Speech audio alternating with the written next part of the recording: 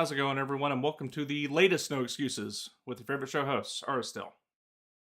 And Volcel, and we're here at long last to bring you the latest games news and commentary as best we can, short one person and late in general. Not really much to be done about that. Real life has its way of interfering with our plans at every possible juncture, and there doesn't seem to be any way around it. So we'll just have to do our best as per normal. If you'd like to get involved with the show, you can do so by sending us email at noexcusesvtw@gmail.com, or you can follow us on the Twitter at noexcusesvtw. You can join us in the Discord server, the best place to communicate to the show hosts and other listeners to the show. And you can get there by clicking on the link provided underneath the show underneath the show archive in the description. And I don't know what that area is actually supposed to be called. It feels like there should be a name for it, but I've heard people call it all kinds of things. There's one guy I watch on YouTube who just calls it the doodly doo. Oh yeah, the blob underneath the video. Yeah, Yeah, whatever they call it now. That thing. this just doesn't seem to be a pithy name for it. No. So, uh, this week, we'll go through our weeks. The Xbox thing was happening. There was actually some substantive announcements for it that we can talk about just because of the direction they went. I did not watch I'll it. take your word for it. I Nor have did I. I've had the hell week at work. I I read a summary before the show very, very briefly and posted a couple articles, and the Silk Song Reddit is absolutely losing their marbles because it was the first thing I checked after this to see how they handle in the news of 12 more seconds of trailer footage. Is it like footage? Like, is Yeah, it the sort of footage that implies that the game actually exists in something other than a pre-alpha form? yep, it's actual footage. The Team Cherry Not announced not recycled, not recycled assets so they could have mocked it up 10 minutes before the show. doesn't appear to be appears to be all new assets, and they Team Cherry posted on their website they've hired a new dude to handle community stuff until release and said the release will happen before holiday this year and was featured prominently on the Xbox. On Did the they sign any exclusivity deals with anybody? does I sincerely doubt it. So probably not. Because it seems like whenever things are looking up for the Silk Song faithful, something has to happen to make sure to knock them down a peg. Yeah, the deniers always get the last word in the end. But all trends have to be broken eventually. Maybe it's actually coming out. If it's actually as good as we hope it is, that's another story.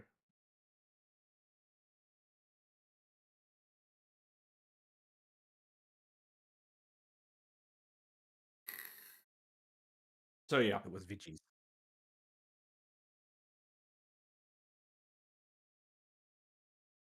I don't know what that jellyfish gets into.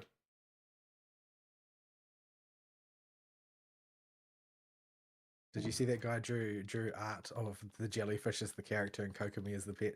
No, I did not. I did, however, see what was called the dong as Zhongli and Zhongli as the dong. Oh yeah, I remember I saw that as well.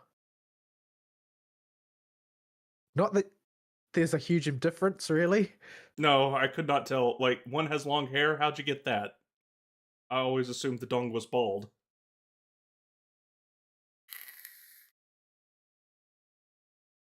So yeah. So this week for weeks, for gaming, you did some ZZZ stuff. Um, not sure much else has been going on in the Hoyo games other than the most 1 hour long event of all time in Star Rail.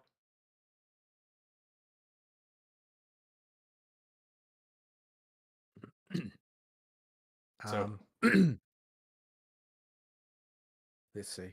What planet am I on? What did I do this week? Um, so starting at the top, Blue Archive. Blue Archive this week is what was the New Year's Eve story that has now been somewhat displaced in time. Looks like my cooking device has run out of gas. You can only cook 10 times a week. It resets on the weekly reset. The is what was the end of year event, and the event I quite enjoyed this story. It was another silly story like the seasonals typically are, but this one I found quite enjoyable generally. It was uh, I suppose they did drop a few sort of like very very vague hints that there's something deeper going on, but mostly it was just a silly event.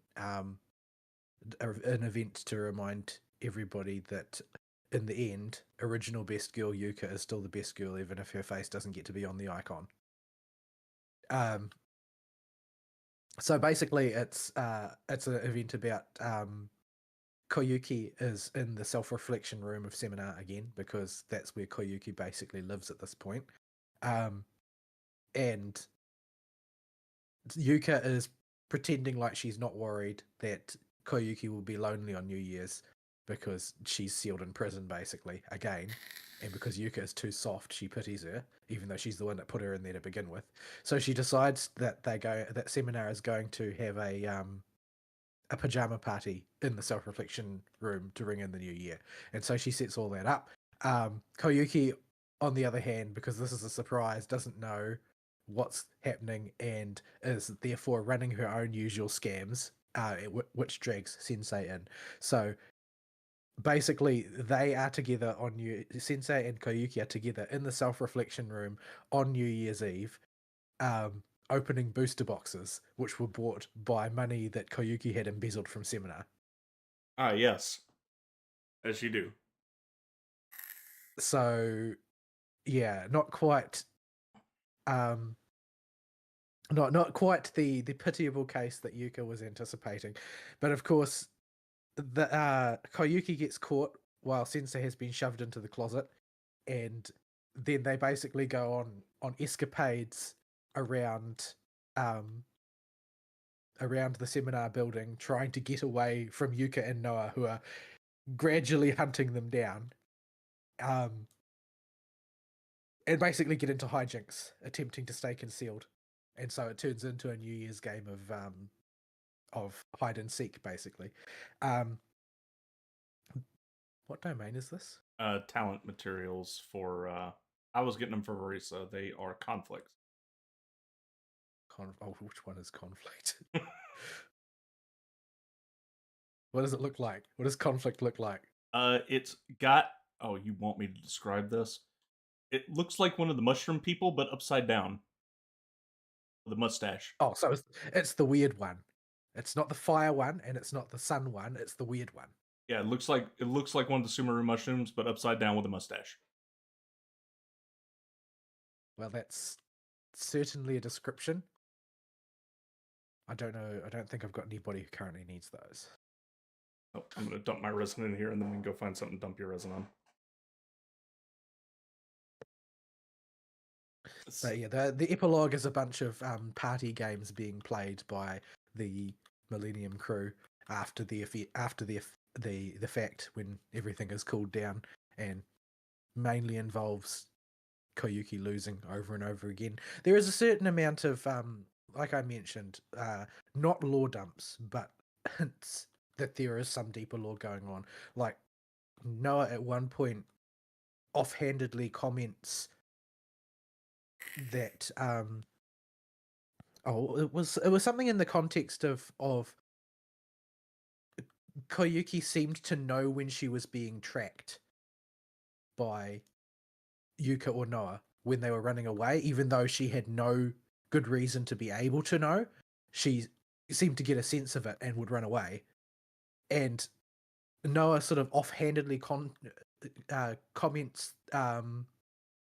at the toward the very end of the event that that's just Koyuki's ability, and then she just sort of stops herself and says, "Oh, sorry, that was a slip of the tongue. Don't worry about that." Which sort of implies that despite the fact that Millennium is broadly against the idea of the existence of anything supernatural, what we know from the Decagrammaton event is that the President Rio doesn't agree. The President Rio thinks that there is in fact supernatural elements, and that they still need to be studied, even though they are sort of against the general ethos of the way Millennium does business. So yeah, there's a little bit of lore embedded in there. Overall, it was a fun little event. It's not lasting for very long compared to the way events used to last for like over 2 weeks, like 3 weeks or so. And this one is not lasting anywhere near that long because they're trying to speed things up. But it hasn't been trimmed down as much as the rerun events have, which are like 6 and a bit days at this point. So at least I'll still have time to get through it. But that's what Blue Archive is doing this week. Um, Oh, speaking of Blue Archive, I heard they got downgraded from the highest tier of mature on Steam to the second highest.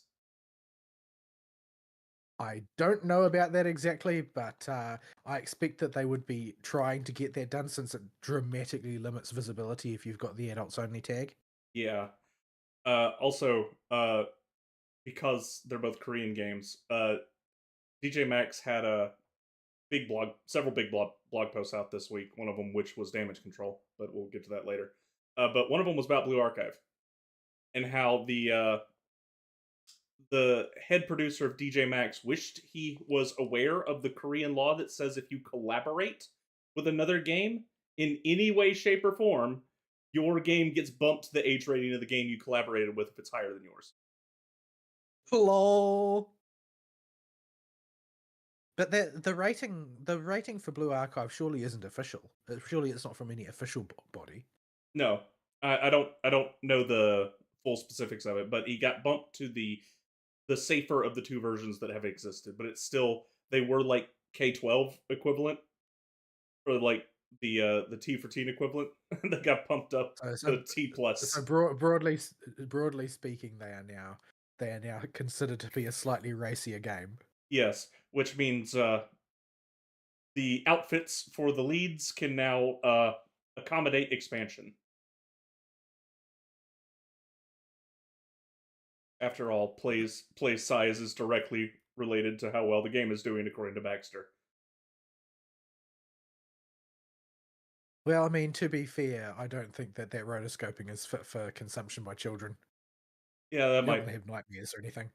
that might be brain damage. All right, resin dumped. You got anything you need to resin dump on? Not unless you know what material Skirk is going to use. I can see the Are there project. any leak posts out about it? Open the Chrome browser. Oh no, please don't start playing videos.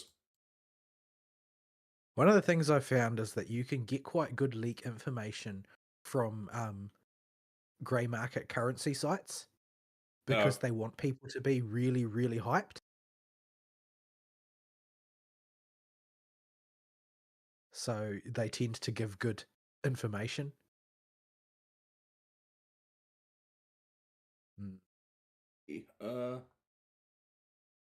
Homocat is saying she needs contention, sky split, spirit blooms.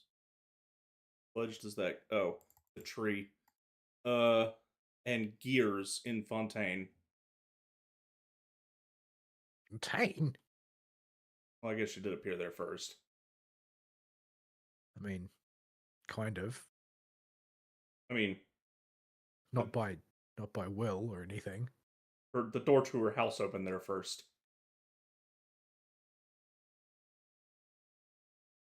I mean, I guess she likes to hang out with her boss's pet. Yeah. Which one's contention though? Is that the sun? Yeah, that's the sunburst one.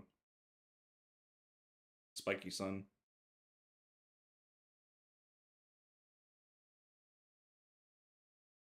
And I presume that other icon that I'm not going to click on is the spoilers boss that I still have remained unspoiled on. Weekly bosses. Yeah, the boss in and of itself isn't intrinsically spoilerific, but it will not be as enjoyable out of context because the whole event won't make any sense. Still, I don't think I've got that much resin, and I've only actually I do need to dump some resin, but I just need icy shards and lots of them. Yeah. Or any kind will do. I guess I can just get powder out of the shop, right? Mm-hmm. So are there any world boss mats that you need? Drop ice. Anyone? Guess Well, they anything. don't need to drop ice. They can drop anything. I can just convert it later. Who's I haven't down? bought any of that from the shop. What the heck? Who needs building up? Daya, what do you need? Daya? Oh no, Seriously? I've actually already pre-farmed your boss drops and just gave up leveling you.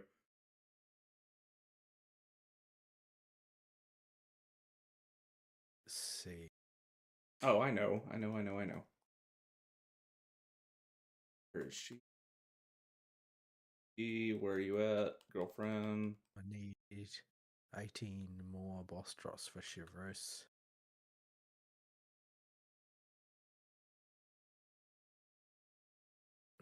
Anyway, yeah, so that was Blue Archive. I haven't played any of Clear Obscure in like 2 weeks because I've been busy with other things. I'm tired of busyness. I kind of just want to find another job at this point. Especially with how irrational the general manager has been lately, making demands that I can't possibly fulfill. I feel like I'm being denigrated for being unable to, bend the laws of reality. He hasn't fired me yet, so he obviously is not that sick of me, but he seems to have an extremely low opinion of me. But yeah, well, I never claimed that administration was my strong suit, but being able to evoke manpower out of sheer nothingness is not one of my superpowers. That seems like just the general corpo style of doing things. It's like they just demand more and more and more until it reaches impossible or unreasonable. Yeah, so the thing is, now that this is not controversial on this show, but would be controversial anywhere else, is that I think that what is to blame for that is actually immigration. Because what I've observed, and I was an academic for the broader part of my life, so I haven't spent as long in the workforce as a lot of people. But over the last 8 years, being everything from the most peasant intern to being the hiring manager, what I've noticed is that the corporate habit is to squeeze people until they leave. Like, that's just the assumption, is that you're going to abuse your employees to the extent that they leave. They won't couch it in those terms and they will act as though that's not the case, but that is manifestly the freaking case. That's how they operate. They will just demand and demand and demand until they have nothing left to give and then replace them with somebody who is willing to give. Are we in combat with something? I don't think so. If we are, it walked up behind me. I was looking to see what Chevrolet used because she uses the seahorse.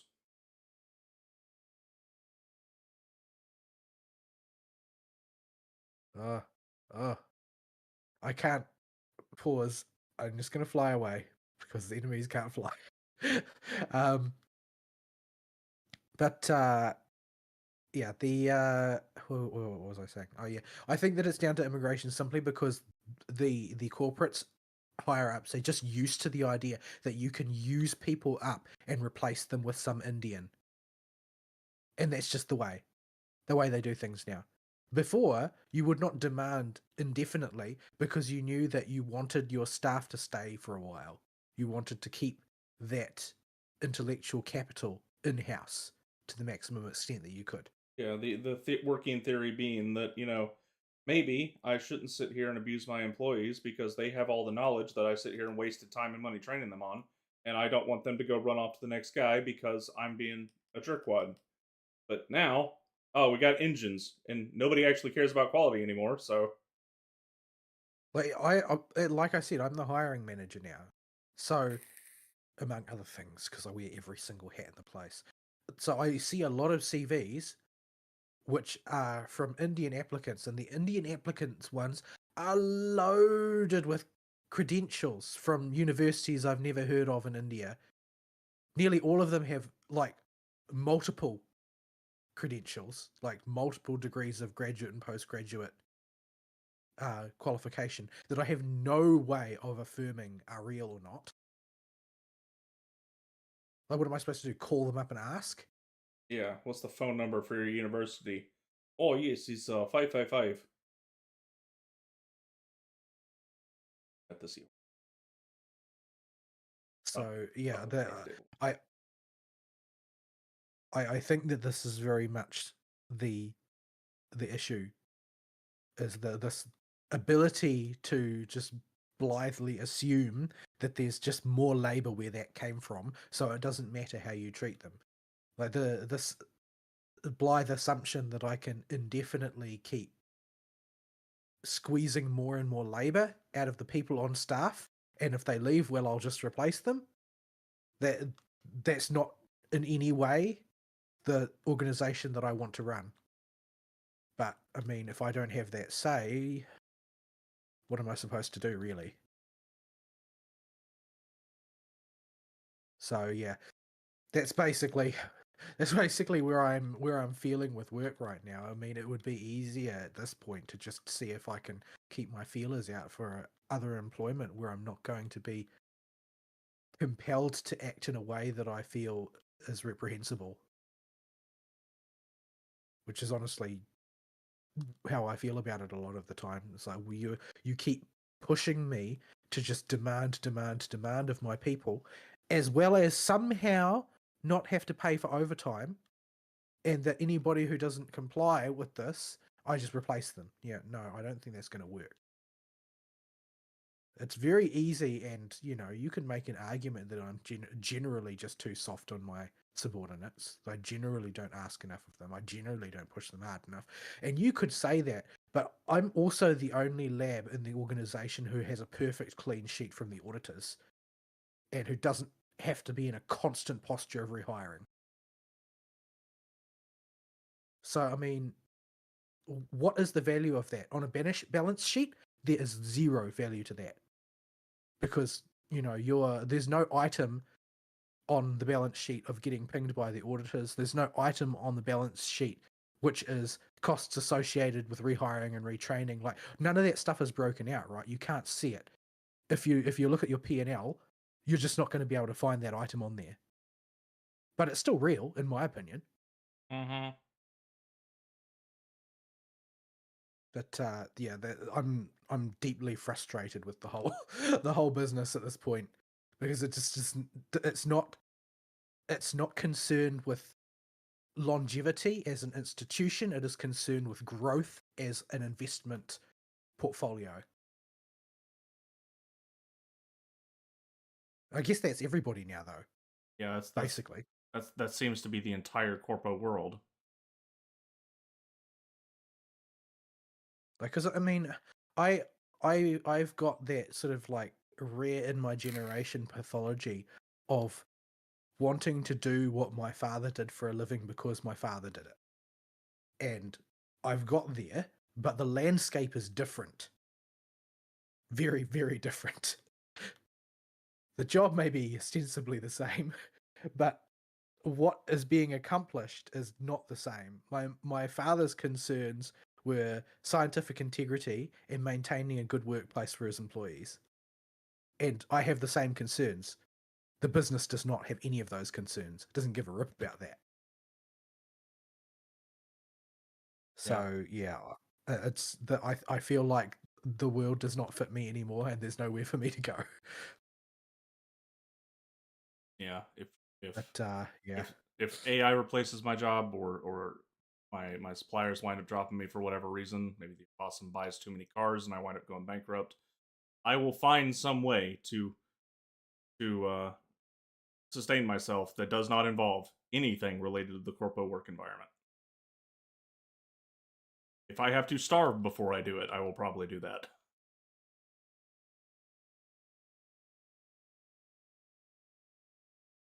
yeah, it's pretty miserable. But like, in a small country like New Zealand, where in this sort of like world where localism has gone into such retrograde compared to where it used to be, you pretty much choose either the government or the corpo world. There's not a third choice. And everybody's like, oh man, why are you such a loser? Just start your own business. Do you have any idea how hard it is to actually do that? Wait, okay, Boomer. Wanted to start your own business when you were young, what did you do? You went out there and you bought what, a shovel if you wanted to start a hole digging business, and you could just go dig holes if somebody needed a hole dug, and that was K. Now you need a government license to be a business. You have to pay the Secretary of State. You have to pay all kinds of people, all kinds of startup fees and taxes, and then you have to get permitted and licensed to dig and mess with property in whatever region you're in. And then the person who you want to have a hole dig for has to have whatever the local landscaping bureaucrat nonsense is come out and say, yeah, it's okay to dig a hole there. And then your people can come out and dig a hole. And oh, by the way, that shovel you paid for, it's not to code. You got to go buy a more expensive, different shovel because the government said so. Then you forgot to fill in the right piece of paperwork, so WorkSafe shuts you down. Yeah. And oh, by the way, And then you get made bankrupt by the legal fees. Yeah, this is the reality of starting your own business in 2025 anywhere in the world. Is the bureaucracy is too much. Like, we've got to be at a tipping point. We cannot handle much more. We already can't handle what we got.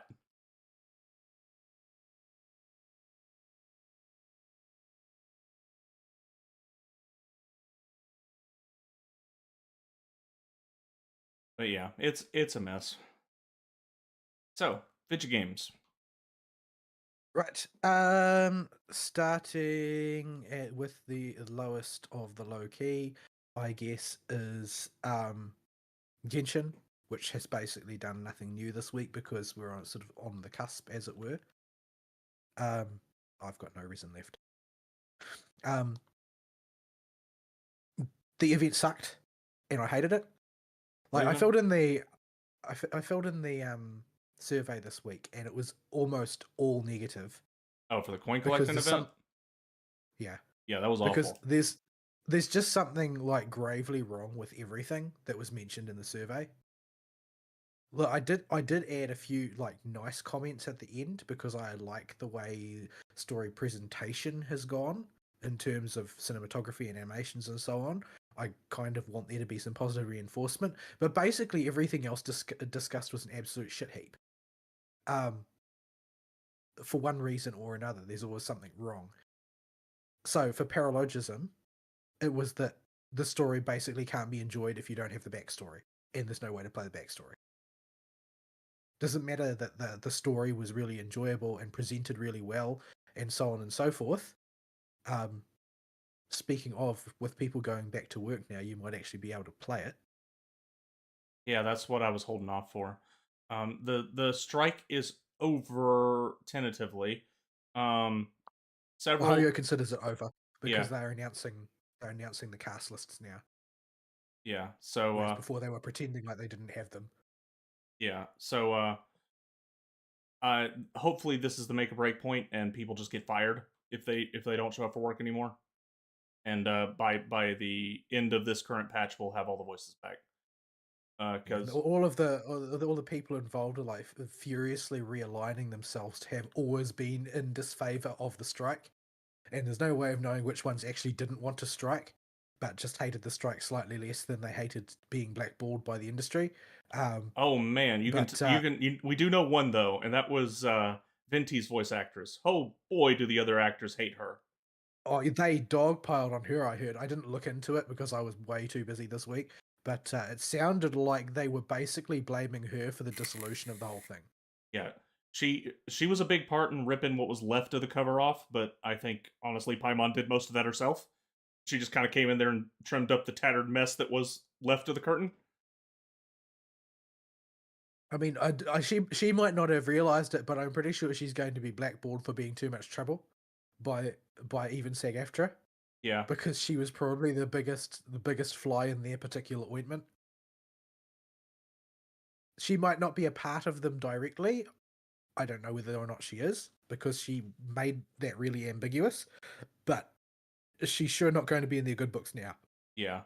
Ironically, because she shilled for them too hard.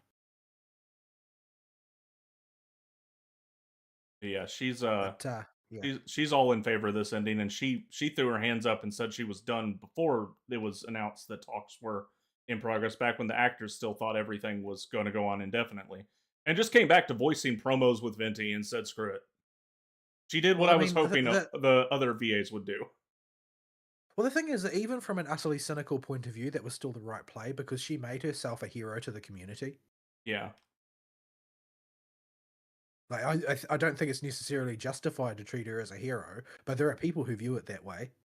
Um, she is only going to benefit reputationally from this because, in the eyes of the fans, she was somebody who put the fans' experience ahead of the union, and in the company's perspective, she's somebody who upheld the contract at personal risk to herself. Hmm. So she only wins. The only thing she has to put up with is a bunch of bitter liberals. But every liberal has to put up with that. So Yeah, and she's always one that has done pretty okay. You know, she's not the most standout girl, but she doesn't have any bad performances in the games I played, so I'll give her a bit of wiggle. Like she plays Yuna in the Cold Steel games. One of the she basically the female lead for Cold Steel 3 and 4. And so I know her from that. She plays Da Vinci anytime FGO for some reason gets dubbed. And she does okay there. So she's an okay actor. At least it wasn't one of the terrible ones that was standing up. Like I don't know what I could do if well, Clara's voice actress was one of the ones that was standing up to the union. I wouldn't know how to process that. well, terrible voice actors usually get to where they are because of union nepotism. Why would they be standing up against the union? It would be supremely unlikely, but I'm just saying it would be incredibly hard for me to process that in my brain. What are you expecting to see Bryce Pappenbrook stand up against the union Oh, next? oh no, his whole life depends on the union. But yeah, so so good on Erica. She got back to work, but I do feel bad that she just got dogpiled like that. I'm like, oh well, I'll follow that one closer and be okay with that one, even though I'm positive she's a rainbow hair. Well, I mean, she's getting dogpiled by the right people, so she can at least be confident that nothing unexpected is happening. Yeah. So, so yeah. But like I said, paralogism is presented really well. I only know what it's like in the Japanese. I don't know if the VAs did a good job in there. I don't know. Well, I don't know whether they recorded it to begin with and it just didn't get released, Most of the or Mondstadt VAs are AWOL, so that's why I was holding off. right. Anyway, but yeah. So there's that problem with that one. The Disney World. Which one is Disney World and which one is Disneyland? Disneyland is in California, Disney World is in Florida. World is bigger and has multiple theme parks, but Land has a bigger single Magic Kingdom type area, and I think it's got like a zoo area now. I haven't checked in. I don't live in California. Are they the same company? Yeah, it's both owned by Disney Studios or whatever it is. Right. Anyway, the Disneyland theme park thing, like that was an event that I enjoyed. I liked all the little character moments and the silly crap that you got to do and so on. I liked the management events more or less. Um, but then they wipe it off the map Oh just yeah, because there's there's literally nothing nothing going. there. Yeah, there's no reason not to just leave Disneyland there. I don't need that little patch of bay. I would rather be able to revisit Disneyland. Like we could be running around there during the show if they had just opened it up as a general world thing. Yeah, I But remember no, exactly. instead they got the big eraser out and just removed it from the map, and now there's an empty patch of bay. Yeah, So yeah, so there's a stain on that one too. Um, they asked about Imaginarium Theatre, and well, need I say more? what type of shells do we load in the shotgun this time is more the appropriate question there. I intend to complain bitterly about it every single time it's brought up, and that's because I just don't think it has anything good about it. Like if there is a game mode where if you took the Primagem rewards away, nobody would do any of it, you've made a bad game mode. I'm sorry. Mm-hmm. I don't think that the group of people who are competing for timed clears in Imaginarium Theatre is very large. Even among whales, I don't imagine it's very large because even the Turbo Whale YouTubers were like, "Yeah, this ain't fun." Like I showed you the screenshot that one time. But yeah, I mean, th- if they were using it as like an incubator for game elements that they were going to introduce later, I could sort of understand that. Like if they were actually going to put Rhymegrass in the main game, so that there's like more than two Dendro reactions. But Their names are Nailu and Hyperbloom. but well, technically speaking, Burning exists I in guess. Burgeon, I guess if your name's I Kanish and guess. Emily. So Emily, Nailu, and Hyperbloom exist. But yeah, it's basically it's a waste of everybody's time. The main combat event is so bland and generic that there's not really anything to say about it. Ugh. I'm gonna sneeze, but I can't quite get it to come out. The that event was like I felt like it went a little bit smoother than they do sometimes, but it was still like I put zero effort into those events. I don't use coherent rotations or anything. I just try and get the minimum to get Prima Gems and then go because I don't find Genshin combat fun. And it doesn't, unlike in ZZZ, where if I sit down and do a fight over and over again, I can feel like I'm getting better at it most of the time. I don't feel that way in Genshin. It Yeah. feels like I'm just fighting the game engine most of the time. Yeah, no, and ZZZ, the more you do a fight, you can push points and get more objectives met faster, like more parry, more perfect assists or whatever, and maybe push the phases a little bit faster, or get enough points before a big threshold hits or a big stun window is going to open up, and do a stun window a little better to get your points over what you need. And Genshin, none of that applies because everybody is a I, damage hose. I totally played myself in ZZZ in that regard. I was like, no, I'm falling quite just short of this particular point threshold. Maybe if I upgrade some skills all the way to maximum, then I can get there. And it made everything worse because it made my stun window too early. Oh no. So I haven't figured out how to solve that one yet, but I've taken a big hit to my Deadly Assault performance. Fortunately, it doesn't matter too much because the last 3 stars don't prevent you from building your account. So I wish that would be the standard. I don't see any reason why it shouldn't be like across all of the games. Like just have the last 3 stars or equivalent be useful but not account building type rewards, and have them be outrageously difficult for the people who want outrageously difficult. Yeah, it gives you a lot more freedom to get experimental or difficulty pushy with those game modes if the last third of the reward tiers are just character progression rewards and not account progression. Because I don't spend a lot of time practicing in ZZZ. I don't generally play it that deeply. So I still get a feeling of accomplishment when I have a really good run and it results in me hitting that 3rd star. Like it's rewarding to me, even though I don't get the polychrome out of it. And what's more, it gives me some slop if I have a really bad run in another boss because I just don't have the characters for it right now or whatever.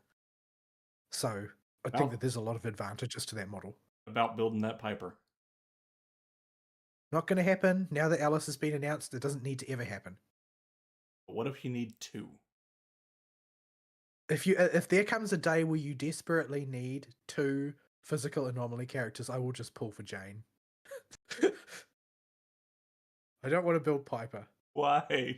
You want you? Piper from what Seraph said has basically Gunnifen syndrome, Oh, she's in squish. that she fills the role, but if you get hit, she just falls over dead. Yeah, And Piper. considering how much higher damage is in this patch compared to previously, like I don't think I want to risk that.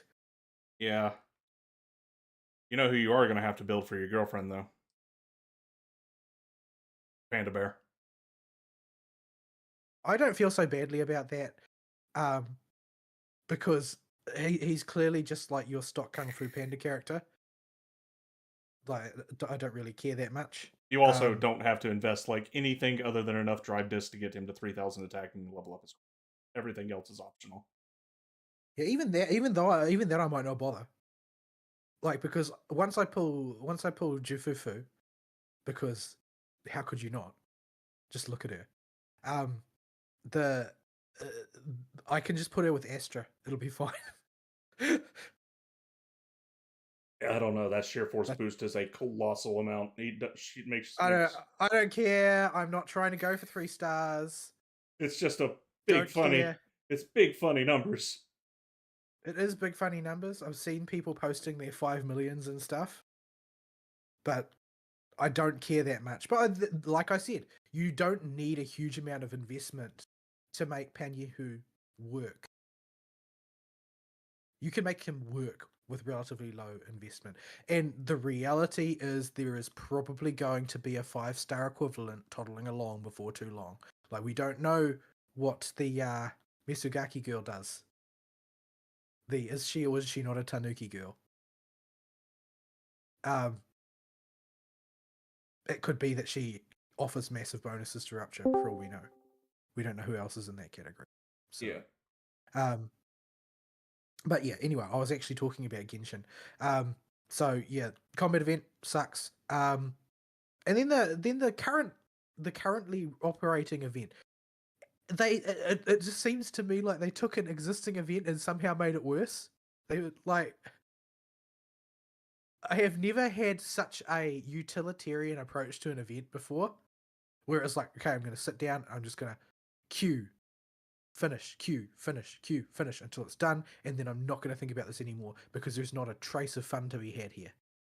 Yeah, it like you're going to get dunked on by people that actually own those characters and know how their all the quirks that come with the Natlan movement works. Like if No, I, the answer is no. The only thing that matters is Mario Party chance time. oh, you mean the who gets Like picked as the Saurian? there's no skill involved, realistically, because you can't defend yourself against the Saurians. The only thing that matters is whether the person who is in last place knows how to use the Saurian. So Like, every time, several matches, like, I don't own most of the characters that are there. I didn't pull Chaska. I didn't pull Kinich. Didn't pull Moalani. I just don't have these characters. Don't have Verisa. The only one that I know is Sitlali, so I dominated every Sitlali one. But that wasn't because I know Sitlali really well. It's because the person operating the Yumkasaur is a retard. But for all those other ones, I still dominated those. I don't know how to play those characters. I came It's in. just down to the person using the Saurian was bad. There was a time where in the Mualani one, I had no idea how to use Mualani. I kept falling in the water. But because I was doing so badly, it was last place, and it's like, oh, I'm the Kukasaur now. Great. I went from having literally 0 coins, flat 0, to winning the match in the span of a single cycle. Yeah, Because that's all that matters. The game is not about skill, and they have the gall to call it a co-op game mode. There's no co or op. yeah, it's a mess of an event. I've heard horror stories of people that get the Chaska one, where because Chaska controls differently from the Kukasaur, because they have to bind all her crap to the regular skill buttons and they just make it different. That they lose their mind trying to control her. I only pulled Chaskas once, and I dominated it by a larger margin than any of the other game modes, and it wasn't close. I The racked up hundreds of coins. the I don't own Kanich, so Kanich is the one that really gets on me, and I don't know what to do with him. And I lost that one pretty bad because I was trying to figure out just how his buttons work. I think it was also I did these really early in the morning. I lost Kanich's one by a very slim margin. Chaska's one I dominated so hard I have no idea what the Saurian even does. I wrecked shop. Like, there's not really any skill involved in my opinion. It's just like, well, if you have 2 brain cells you can point in roughly the same direction, and the person who's supposed to be undermining you is a retard, well, there you go. But this is not co-op, this is like mutual trolling. There's not any co-op here. Like, there have been exactly 2 co-ops in the game's history that I remember. The one where everybody who's not you or me picks freaking Kazuha, and then we try and fight a boss, which, in spite of the fact that we had all these Kazuha drones, I really enjoyed that event. Because it was actually co-op. It was actually 4 Drongos fighting together to try and beat a boss. And then there's the other boss event type that they always put in the game for like 4 days so that we don't have any time to actually work towards beating the hardest difficulty, so we end up just going for primos. I don't know why they always have those be ultra short, because it gives you no time to work on them. But that's the other type of actual co-op event. And frankly, I think that particular version should be a permanent fixture. Yeah. It would give you something to actually work towards as a co-op thing. But yeah, so basically, I had nothing but cutting remarks about every aspect of this patch, in spite of the fact that the core narrative content I enjoyed immensely. It's just that all of the stuff that was like can be described in mechanical terms was a trash fire. I did not Not want really any good reason why either. I did not want to wall of text them, and I think I filled out the survey on the day the VA said they had hit the interim agreement. So I kept it short and was basically like, look, the lack of English VA is really killing every aspect of the game for me.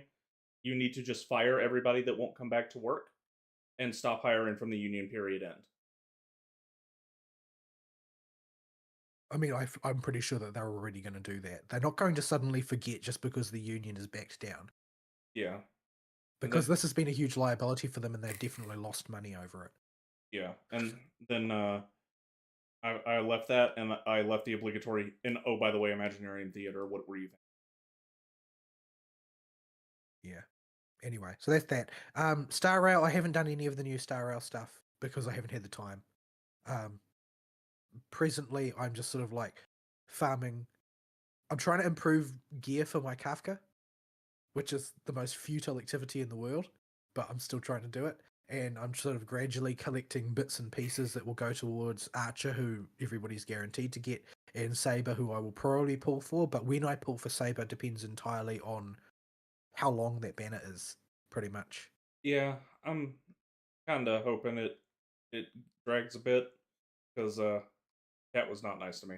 I'm not broke, but I'm Yeah, not. you, you dug deep. Fortunately, it was paid back to you in how easy you had the farming.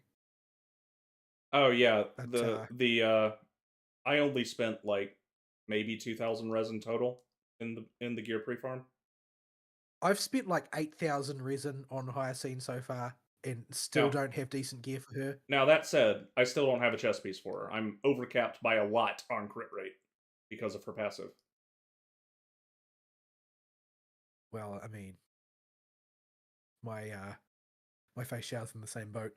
Um, but yeah, I don't know much about how Cypher operates because she was a low priority pull for me. Like, she definitely won a lot of points in story terms. She She did good for herself. Gotta gameplay say. gameplay wise, she functionally slots into two things. She is the poor man's, well, not the poor man's, the waifu man's replacement for Jiaochu in the The Acheron team. cat girl enjoyer, Yes, guys. and she is a replacement for Topaz in the follow up team. Now, my reasoning for not pulling her in mechanical terms was that number one, I'm not trying to build premium Fei Xiao. I have sufficient Fei Xiao for when I really need follow up for something. And that team is operating pretty solidly, in my opinion. And once I've got Archer, then I'll have another option for follow up because I'm pretty sure he's a follow up character. The second reason was that when it comes to prolonging the lifespan of my Acheron team, I have more personal fondness for Honkai Impact Bronya, that is to say Silverwolf, basically, as a character. So I would rather see what Silverwolf's new kit is and maybe pull Silverwolf to fill that slot as the support for Acheron. So that's why. Basically, Cypher was fighting against Silverwolf, and I like Silverwolf better. Oh, Fern is on. But this Yeah. he's been on for quite some time, actually. His voice has Just waiting for it to sneak in. He's just been lurking. his mic is But, so quiet that if he said anything, I did not hear him. I did not say anything, so yeah. But yeah, I don't think it really is likely to be the case unless you've played Honkai Impact Third. But Bronya's just much more fond of her as a character. We can go invade Fern's world and run around there. I wouldn't because I'm doing the event, which is Oh, not very good Yeah. Have fun with that. It's basically impossible not to get the Prima Gems, though, no matter how badly you do. So I mean, That's all I want out of it. you might as well do it. But that's exactly what I wrote in the feedback form, was that I participated in it in a completely utilitarian way. I did the minimum possible to get the Prima Gems, and then I didn't look back. I like how they had the gall to ask, "Did you participate in the event after it ended, or after you had gotten all the rewards from it?" I'm like, no. Yeah, the quiz doesn't really detect anything. It's just a straight up word form. But yeah, so I knocked Cypher down a peg in favor of Silverwolf because I like Silverwolf better. I feel like, in as much as Cypher managed to score points for her own character, I feel like she also did a lot of work for Aglaya's character, because the only Aglaya that you know is the sort of like crystalline, hard exterior version of her that has been godding for 1,000 years, and basically has almost forgotten how to be human. Whereas in the case of Cypher, she gives you a window into the sort of somewhere between mother-daughter, big sister, little sister relationship that they have yonks ago. And so it manages to soften the both of them from the extremely cynical people that they became.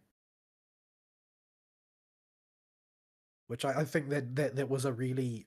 It almost could have afforded a little bit more exploration, but I think that it was a really important one to do for character development, even if it comes a little bit late in the piece as far as their respective stories are concerned. Though, there's a lot we don't know about Amphorius, and one of the things we don't know about Amphorius is how dead do dead people stay. There's a lot of dead people in Amphorius, like we've been introduced to lots of them that we haven't even seen on screen yet. That was a lot of dead characters. They are definitely in the game files. So it's like, are they going to appear in flashbacks? Are we going to experience their stories vicariously? Are they just going to come back? Like, the physics of Amphorius is very vague. I mean, we've spent the entire time since we got there manipulating the flow of time. So, like, what even sticks in Amphorius? Yeah, I'm currently living with the theory that the Mobius strip they showed is the actual literal physical structure of Amphorius. It will just wind up back if we leave the planet and come back at a different point. I mean, it seems entirely reasonable. There's some leaks out there that strongly suggest which of the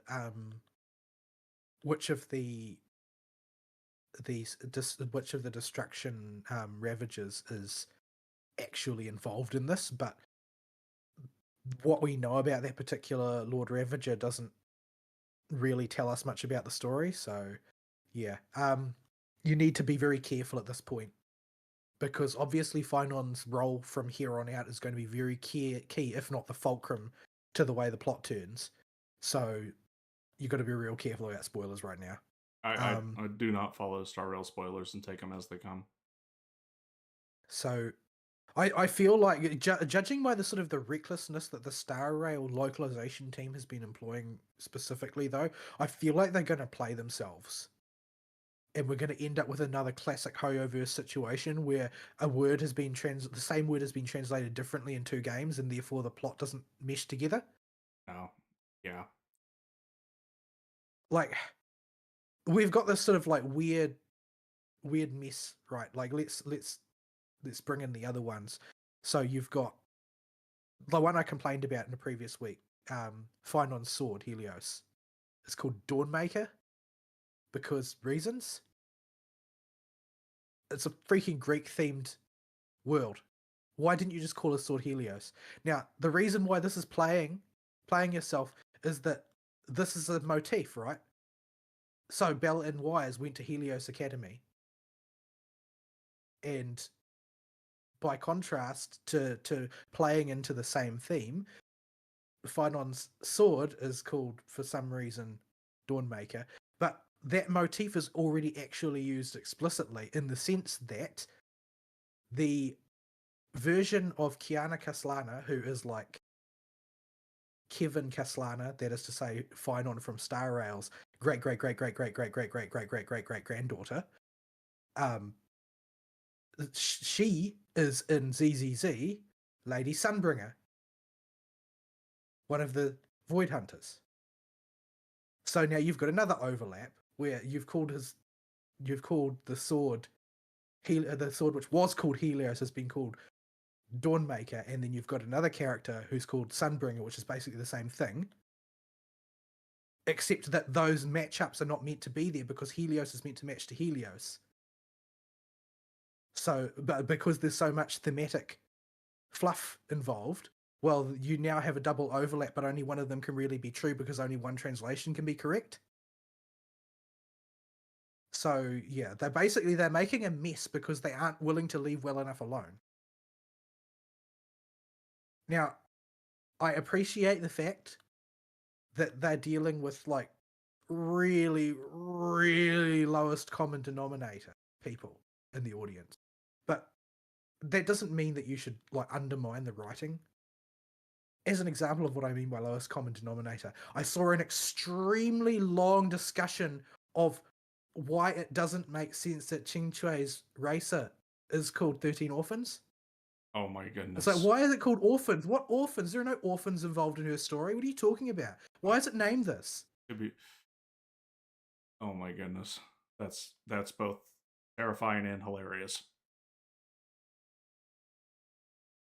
I got 13 orphaned yesterday. You've just reminded me, and I'm so mad. If you get 13 orphaned, you deserved it. No, that's the fates poking you in the eye. Like there's literally nothing you can do to play around 13 orphans. Even if you see the other person going for it, you're just stuck. Just have to hope they don't have what they need. Because there's literally no way to determine what it is that they're looking for. Yeah, it could be literally, it's a bunch of single tiles. You have no idea if you drop an honor or a terminal, if that's just it. And you cannot hold them if you want to win. If you're gonna take the risk of going for big money, big prizes, that's what you gotta do. But yeah, so this is what I'm saying. Like, they didn't change the name of that from 13 Orphans, and they oughtn't to have, because if they had, it wouldn't have made any sense. But that doesn't mean that anybody in the player base understands what that means. But you shouldn't just compromise the writing because of that. But yeah. Anyway, so yeah, that's that. What was I talking about? Star Rail. Yeah, so I haven't done anything in Star Rail, and that's what I'm describing that as. Like, this is me not doing anything in Star Rail. I'm hoarding resources right now. I will probably end up not having enough because the next patch is going to be brutal. Depending on Silverwolf's kit, I might be pulling for her. Depending on Kafka's kit, I might pull her signature if her signature still meshes with it well and looks like it'll pay off.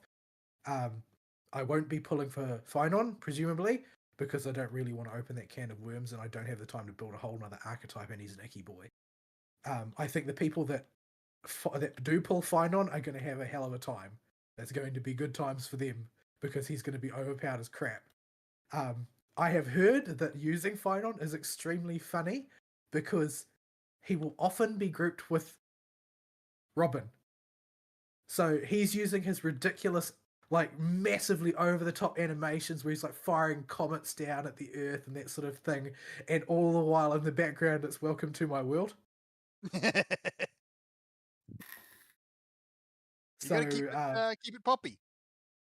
Yeah, so, and the thing is, it's like, when he goes into his sort of ultimate stance, it's like, it's almost, you can, for Fern's sake, since he doesn't have any context, it looks like, it's sort of a little bit like Archer's Unlimited Blade works. Like, it's a blasted landscape. He's the only one in it, plus his enemy, and he's got absolute power.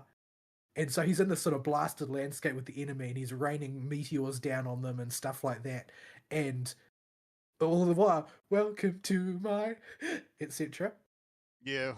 She's got... It's like, yes, he has brought them into his own unique world. It's just that world is not a very nice place. Oh, he's very angry, and he's here to renew your definitions. But yeah, so that's going to be very funny. But yeah, so I don't intend to pull for Finon. Who was on the other side with Finon? I think there was a rumor that it would be Trippy, but I haven't seen any substantiation of that. But yeah, so and he's of course going to deploy alongside the reboots of Blade and Qingliu and Silverwolf and Kafka, as well as the two Fate Stay Night characters. So it's going to be a busy patch. And from what I've heard, Blade and Jingliu are now extremely competent DPS in their new forms, and they keep getting buffed patch after patch. So they're clearly trying to bring them up and up and up to be really relevant again. I mean, they're not going to get any money off the banner if they don't. But yeah, apparently as a side effect, it has made Mighty's signature light cone, previously regarded as one of the most mid-signature light cones in the game, is now like best in slot for 3 characters because Mighty is basically the upgraded version of Blade, and Jingliu has adopted a lot of Mighty and Blade's mechanics into her new design. So yeah, there's been a rearrangement of. Oh my goodness, you're lagging strangely. This is very odd to look at, Aristeel. Oh, my lagging. It was just like, well, you were just sort of sliding around with only your shoulders and head protruding from the ground. Oh, That's unhealthy. I was just doing charge attacks.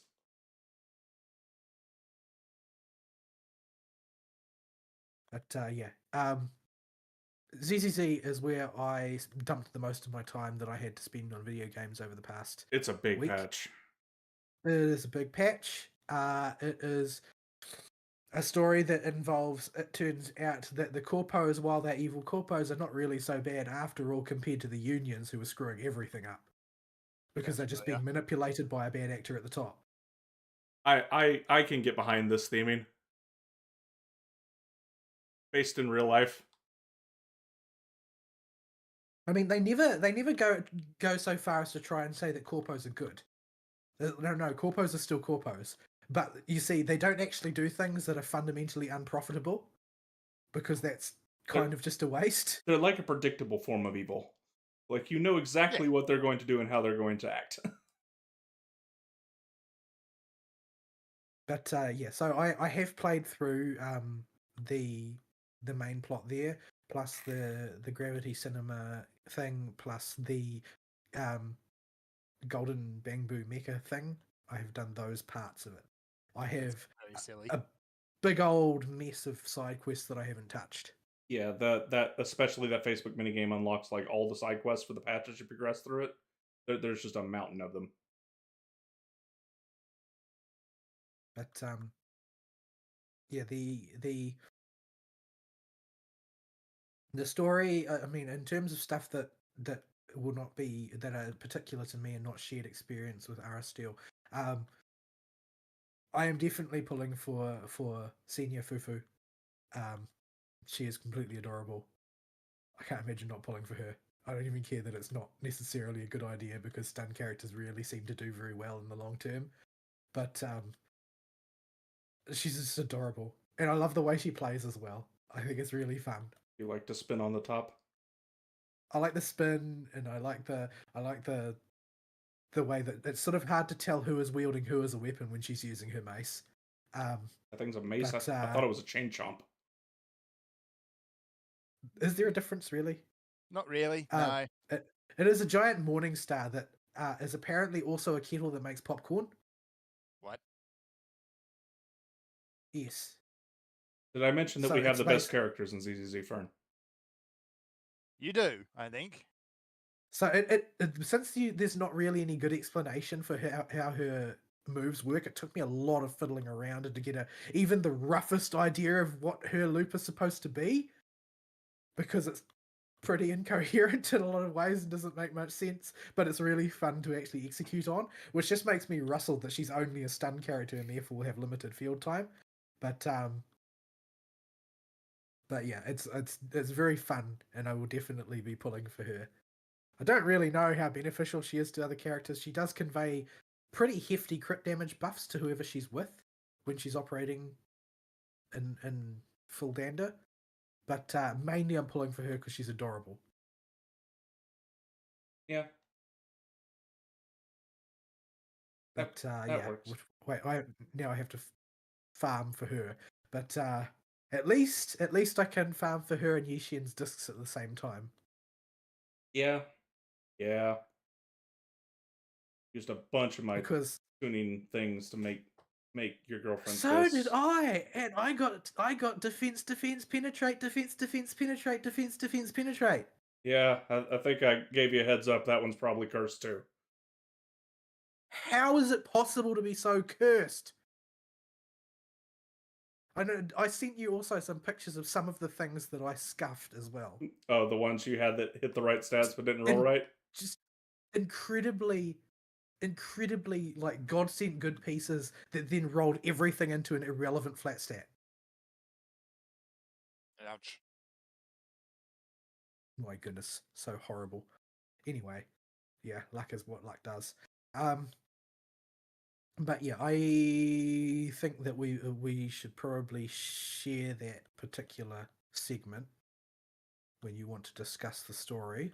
And I don't know how much you want to discuss the story because I don't know whether or not Fern's going to play it or what.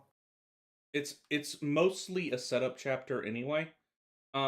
It's establishing the new That's true. antagonists. It's establishing the temple. It's establishing the Wi-Fi Peninsula.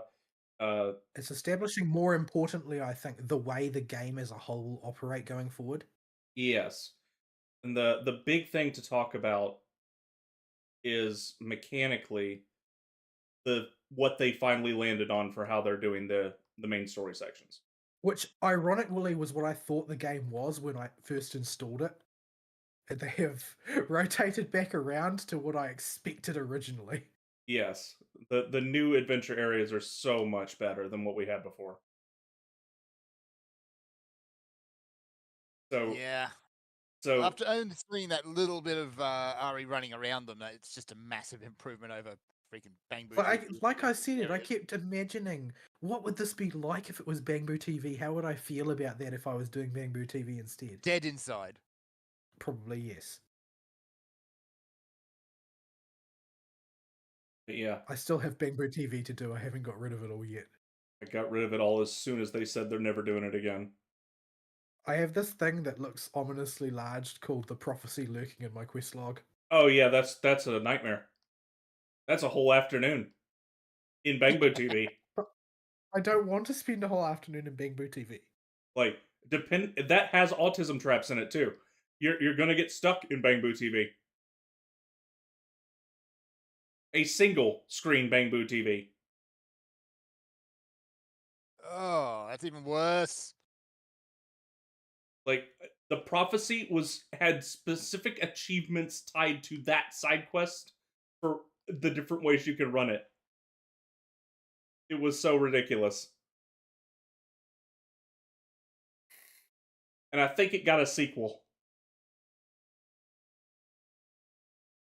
I don't think it needs one. I don't think doesn't sound like something the world needs. I don't think we have to worry about the Prophecy 3, thankfully. Well, I mean, they let that guy make Arpeggio Fault, didn't they? Yeah, like in 1.3 or whatever. We haven't heard hide nor hear from him since. But it still has its own special entry in the interface. That's true, but And the interface sort of implies that other things could be inserted around it. they could, but it also could be this was just a permanent event we thought we might build on, and no Bangbo TV. There's absolutely no reason for us to do this because everyone hates it. So yeah, so the new adventure areas are really good. I think the current dungeon is 6 layers deep.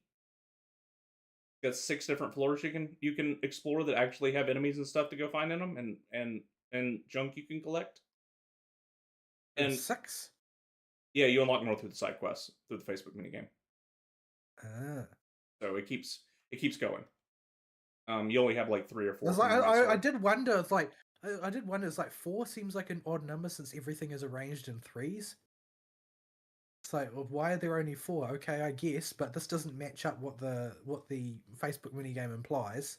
But I hadn't had time to sit down and do the side quests, so yeah, the side quests will gradually unlock more of the place, and they've got it did seem a little bit strange the way it was set up. And there was like all these NPCs standing around saying you can't go through here. There's no access permitted. yeah, and there's plenty of conspicuous points even in the current one that shows for future expansions we can just make this thing bigger.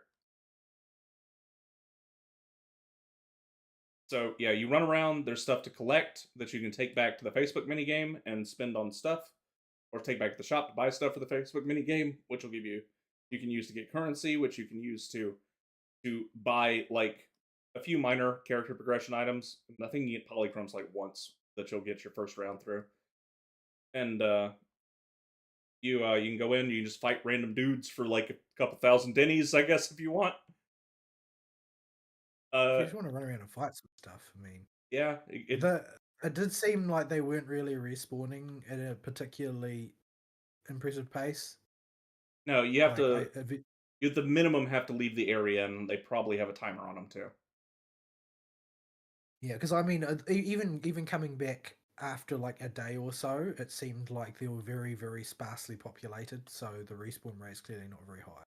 The respawn But rate for the resources is 2 days, but I don't know about the enemies. Well, I mean, I don't really care about the resources that much. This is a tiny, tiny, tiny, tiny amount of them, and as far as I'm concerned, the Facebook game is something that will run itself. So yeah, Like you can get yourself a little boost, a little tiny boost, if you yeah, collect those resources, but it's not a very high one. yeah. I'm not even sure if you can hit the limit after you've cleared the big caches. I've hit the limit every single day. Really? Yeah. This doesn't seem like a good Use of investment my of time? to be totally honest. No, it takes like 45 minutes to an hour to do the loop. No, not at all. But I just like playing the video game. And the new zone lets me just play the video game. It's true. You can just play the video game, which was really what it was lacking before. Yeah, so we've got And in the sort of like the opposite way around to Bangbu TV, it's what HSR is lacking presently. yeah, which is way to play the video game. Like the compared to Bangbu TV, which is where like the environment was basically non-existent, so you couldn't play the game, and HSR has the opposite problem. The environments in HSR are vastly more elaborate than even the new version of ZZZ. Yeah. Except that you really can't do anything with them. You can look at them and they are nice to look at, but there's not really a reason to. Yeah, you just follow Numby or Herda and go where the treasure chest is. Once.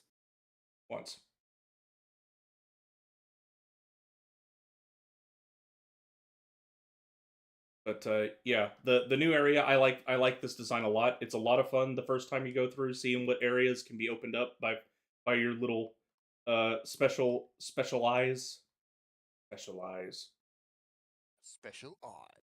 Well, it's like you're seeing ether or something because you have your You mean fly around the stage at breakneck pace is what I'm taking from this. but yeah. So you could do that. I liked the little Bang Boom mini games in there. They kept them few enough without overstaying. I feel like they're at the right number and the right difficulty. If they get any harder, then I'll get annoyed. If they get any easier, then I'll get bored. If there are more of them, I'll get frustrated. Yeah, they need to not move it in any direction. Yeah, right now there hit is the sweet spot. There's one in every subzone, and I think that's fine. Every time a brand new map opens up, there's one that you can find and do. And I liked going around and exploring the place and finding all the treasure chests, and it's just an area I can run around in and go get random junk that I'm not really going to get much profit from, but it's better than nothing. I get to play the video game while I do it.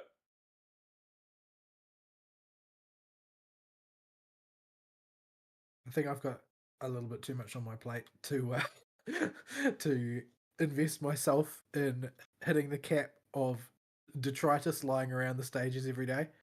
Yeah, I did it every day this week because I was getting up really early this week for some reason that I just couldn't stop myself from doing. So I would just take like 45 minutes and like I don't have to do it. It's the morning and I'm just waiting for it to come. I'll just go zoom around the areas and just have the bird carry me to the different caches. Because your girlfriend can auto pick them up. Fantastic. So yeah, there's that. Bird souls. There's not much specific to talk about with spoilers for the story. Anyway, it's all setup stuff. It's I'm excited to see where they go with it. They've shown they have a clear direction now. I think, well, clearer direction compared to where they were before.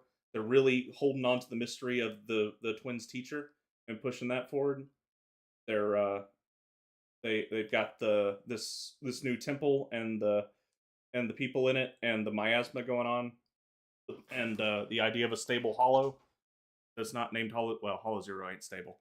Um, and stuff like that. Internally, it's not stable, but it's not expanding. Yeah. So it's there's a lot of stuff there for them to build off of, and I think they did a fairly good job of setting everything up this patch. So I'm excited to see where they go with it. I'm glad that it's not going to be all characters I have to make nicknames for in this patch cycle, because we're getting the idols next round.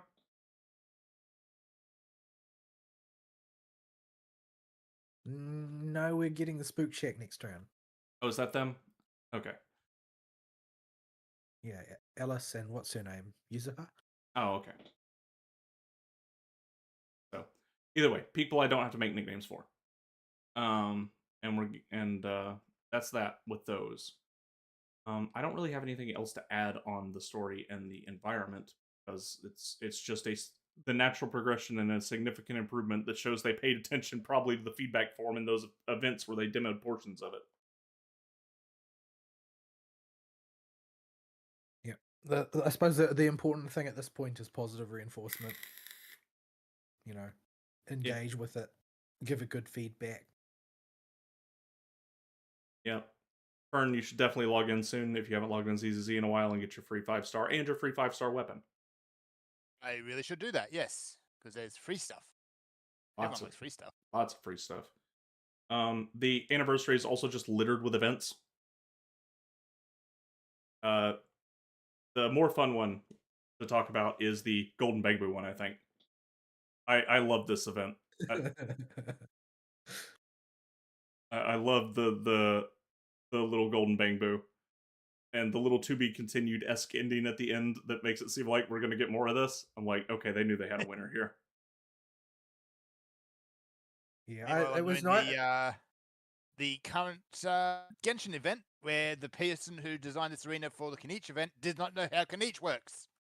Why? Why is there not Reasons. a single Phlogiston crystal in the air? Not one. Yeah, they want you to use his regular double grapple. Yeah. And then wait for the cooldown. Yeah, but if you get a Phlogiston in the gate, you can keep swinging. That's how he do. You have no idea how much I breathe the sigh of release every time I got a Mualani one in that one. I'm like, nobody else knows how to shark. I drive the shark. Mualani's not hard. No, but it's such a relaxing I didn't know what event. I was doing, and I still won anyway. It was the most relaxing of them when I got to just drive Sharky around. I'm like, oh. Yeah, I got first place in the Mukau one, so that's that. I think I got first place with that one as well. I got Kanichi an awful lot, I felt. And every time I got Kanichi, I was just like, I don't do Kanichi. That thing has a penis. But yeah, I was glad that the Golden Bamboo one allowed me to actually, engage with combat content without needing to have patch characters all particularly built and so on, which is what Genshin does every single time it does a combat type event. Yeah. And ZZZ still got its demo events, but they don't fanfare them, and they're off of the HIA club where you're farming anyway. And so it's like an extra 2 minutes to go get a few more primos. Usually the objectives are not hard to meet. They seem to have slathered demonstration characters all over Hollow Zero as well. Yeah. So you can play those all if you want there. They really just want you to do stuff with them there, and their combat based events seem to be, if they go in the direction of Golden Bamboo, I'm okay with this. I like that thing was fully customizable and you could try out all kinds of dumb builds with it. Dumb builds are always fun. There we go. 6,000 points. I don't need to do that again. Oh, now we can come invade your world. Yeah, that was just an excuse basically to faff around with other Natlink characters' abilities. I think that's the whole point of that event. Yeah, but the thing is, we already had that event once. Yeah, we did. We've had several times actually. We've had one for each of them basically. Yeah. No, they had this exact event before, except that there wasn't the Saurian part. Oh, right, they did. Yeah, that was the four stooges in a arena collecting coins. Yeah, like everything that we see in this one has been done before. I'm Yeah. just really puzzled as to why they felt the need to go through it all again. I mean, if they're going to give me a handful of very easy primos, I'm not going to complain. And there's some other level up gears items in there as well, some skill gears items. It felt to me very phoned in. Like I was a little bit taken aback by the interface. Basically has one button and that's Q. Yeah, you press your action button and that's it.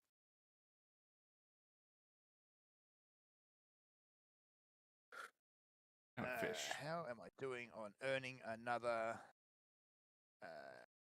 I need a few more Primo Gems and I can spin for Kanichi again because that that C1 is too good not to get.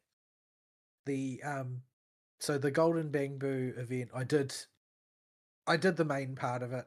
I don't know if I'll come back and try and farm up the points.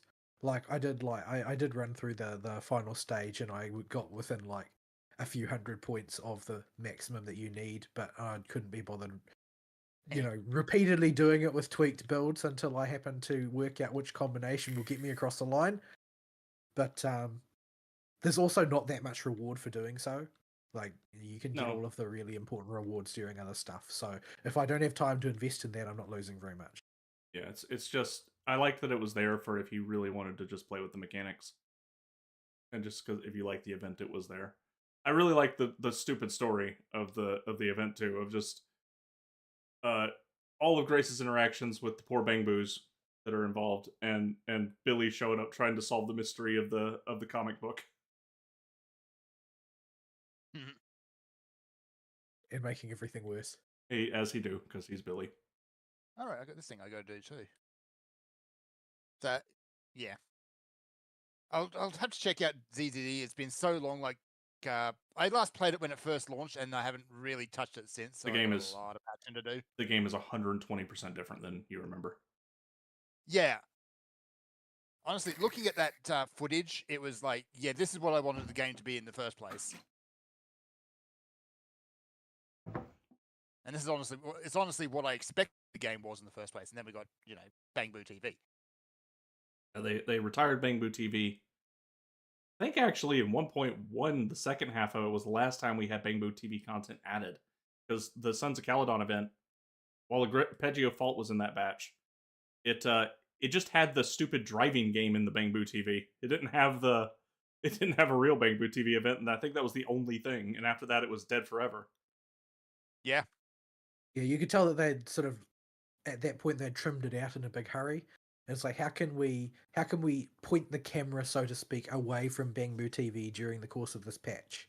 They didn't have time to like revamp anything at that, but they just didn't want people to be looking right at it. Yeah. Oh, right. I can't spin the wheel while in shared mode. I'll do that later then. Why can't you spin the wheel in multiplayer? I You can't can't talk interact to with anything. Oh, you meant it's one of those the tablet things. Yeah. Oh no, this That is the tree. Yeah, Or the fountain. yeah, the rewards in there are fixed. You just deposit enough currency and you'll get the rewards at each tier. No, Yeah, you won't. you Just refuse to take your money. Yeah, it's refusing to take my money in my world. Like I got all these Pyrus sigils, you stupid thing. Just eat them. No. So yeah, I know there's still primos in there I can need to get, so I'll do that later. Yeah, and then you got in ZZZ, the event that has caused the most discussion, I'm sure, without even having to open the Twitter.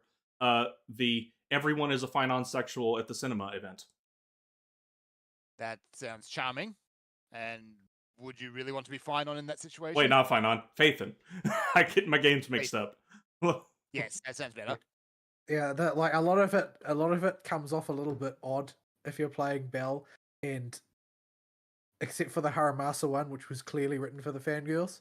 Yeah, like if you're playing wise in that one, that's going to be the gayest. I could not imagine anything much gayer than that. I've heard that there are subtle differences in the diction for the wise version of the event and the Belle version of the event, but It's not a huge difference. Yeah. But it was cute seeing Caesar go into girly mode over a romance movie and like and just hanging out with everybody there. I'm kind of sad we didn't get to take Bernice to the movies. Ah, Surely I there's an think action movie. you would not make it to the end of the movie. You would definitely get thrown out for one because the reason or cinema's another. on fire now. Yes. Like she should have at least run the concession stand or something. Burnt popcorn. Yes. Oh, she sells the nitro fuel.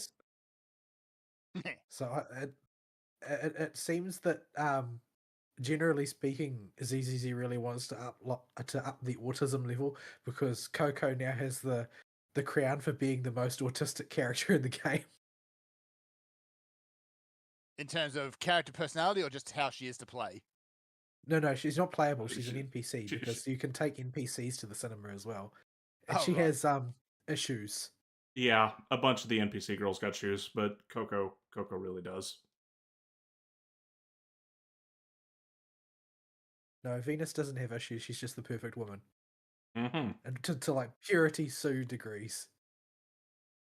That sounds nauseating. I forgot her a thing. It must have been such a thing in my head. I'm like, I don't remember. Well, Venus at she's all. been elevated to the level of a fan favorite NPC when she was supposed to be just like a nobody. You periodically talk to this character, and she'll give you a couple of commissions to do on the Bangbu TV.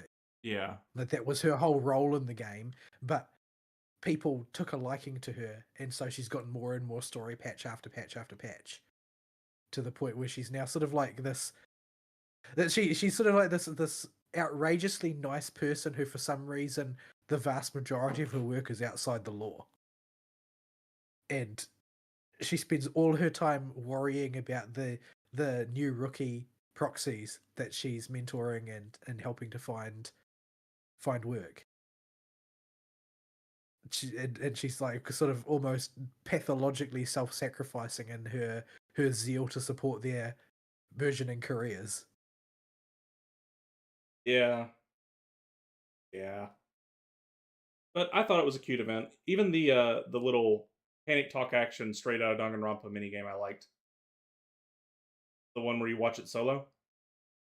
Yeah, Like I thought that was and fun you enough. just like press some buttons and collect your S plus. Yeah, like there's no way to screw it up. It's so easy, but it was cute. I like trying to read all of Belle's thoughts on everything in real time. I mean, if she thinks like that in real time, she has some issues. I could believe that Belle definitely has the tism. I could also believe that Wise has it, for that matter. There isn't a person in ZZZ that doesn't have some degree of the tism. Did you notice that they have mentioned not once but multiple times during this patch that Wise and Bell are blood related, Yes. where they hadn't mentioned it at all up until this point? Yes. Let's just cover our bases here. They're definitely pushing back at something. Yes. The guy that wrote Please the stop. Okay, I need somebody to tell me if it's safe to do the Bell and Wise movie event. Because I mashed through that one.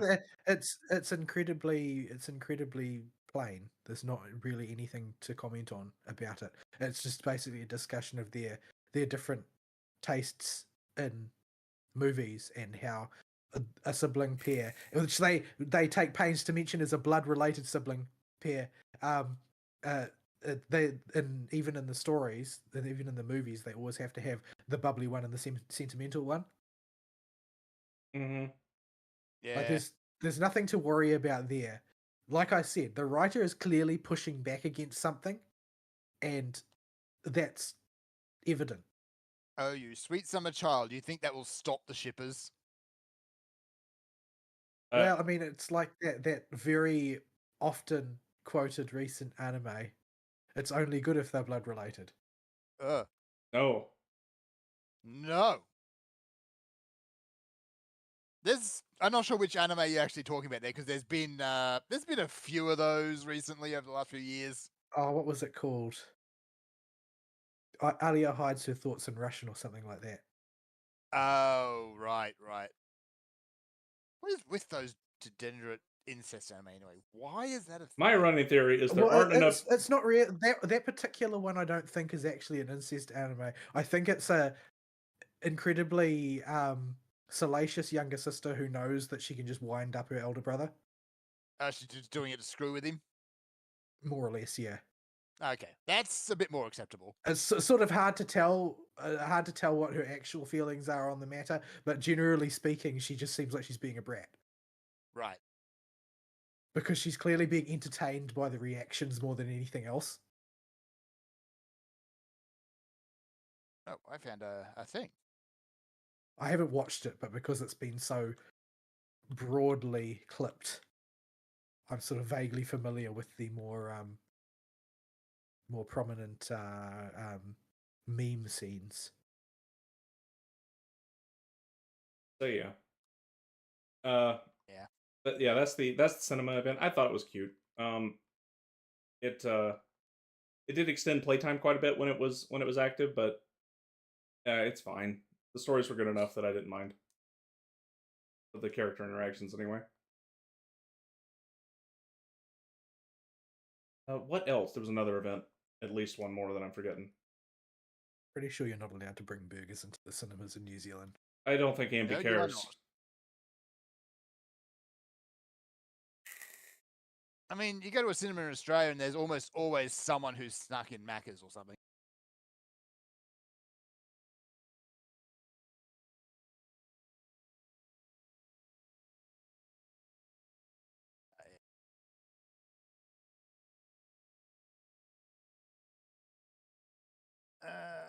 What is this? Collecting instructions power. Big old drilly spinny thing.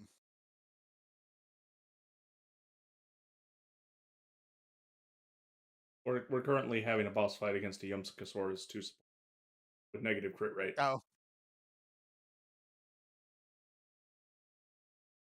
So yeah. What were we talking about? ZZZ. What were we talking about? Cinema event, Golden Bamboo event. I feel like there was another event. There's what sounds like a combat event currently going that I haven't touched. Oh yeah. Oh, the other thing. There's the battle tower. The second battle tower now has a timer on it, so I have to go and actually do it. Oh I yeah. haven't touched it yet. I haven't. I've got to get those polychromes. Yeah. So yeah, that's ZZZ where it's at. 2.0, big success, I think. Hit everything I wanted it to. And I want to see where they go with it in the future. I want them just keep on keeping on. Keep doing this. People are furiously thirsting over Sweetie. Oh dear. Well, they're gonna. Sweetie. Doesn't seem very hard for them to go full Gunner mode on any things in the ZZZ character roster. Well, ZZZ does have a reasonably good track record for making nice-looking NPCs compared to both Genshin and Star Rail. Yeah. Like everything is unnecessarily jiggly. Star Rail in particular has like a couple of oddball characters that are NPCs that have memorable designs, like Circe's and Siobhan and a few of those characters. But most of them are incredibly bland. Like Genshin bland. Yeah. Whereas the design philosophy for ZZZ NPCs seems to be kind of works. Just do it.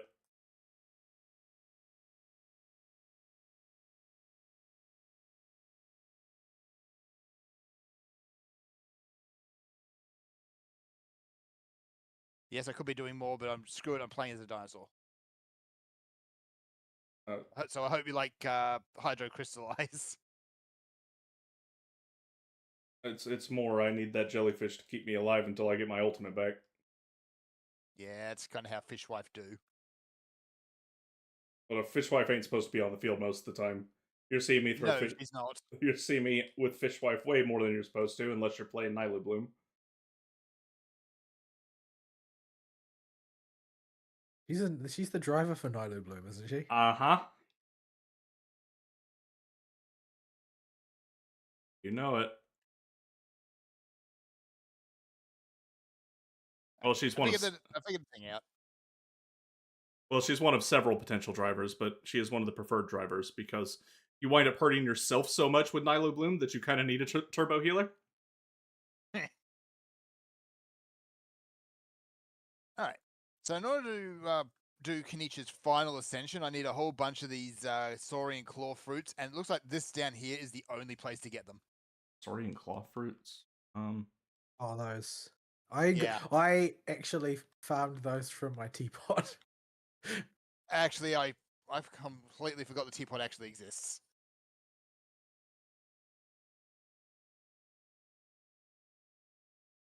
Yay, I finished the drilling. Now there are like 3 more. Yay, I guess. Oh, it's this guy. I don't know who this guy is.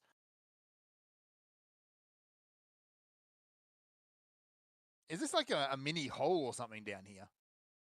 This is a whole side This is quest. one of those. This is a really lengthy world side quest. It leads to a really beautiful area at the end too. Huh. May have all spent a whole show running around it and probably given the viewers epilepsy. Yeah, gotta roam around at the speed of sound though. So yeah. I suppose we should jump into weeks and stuff. Well, my week, I suppose, which is easy because I don't have one. Oh. Yeah, it was an event week. It was our local show. So yeah, tourists for days. If it's just your local show, why are there tourists? Because tourists like to go and they'll just kind of follow the event circuit around. Oh, who has So that you much end up- free time?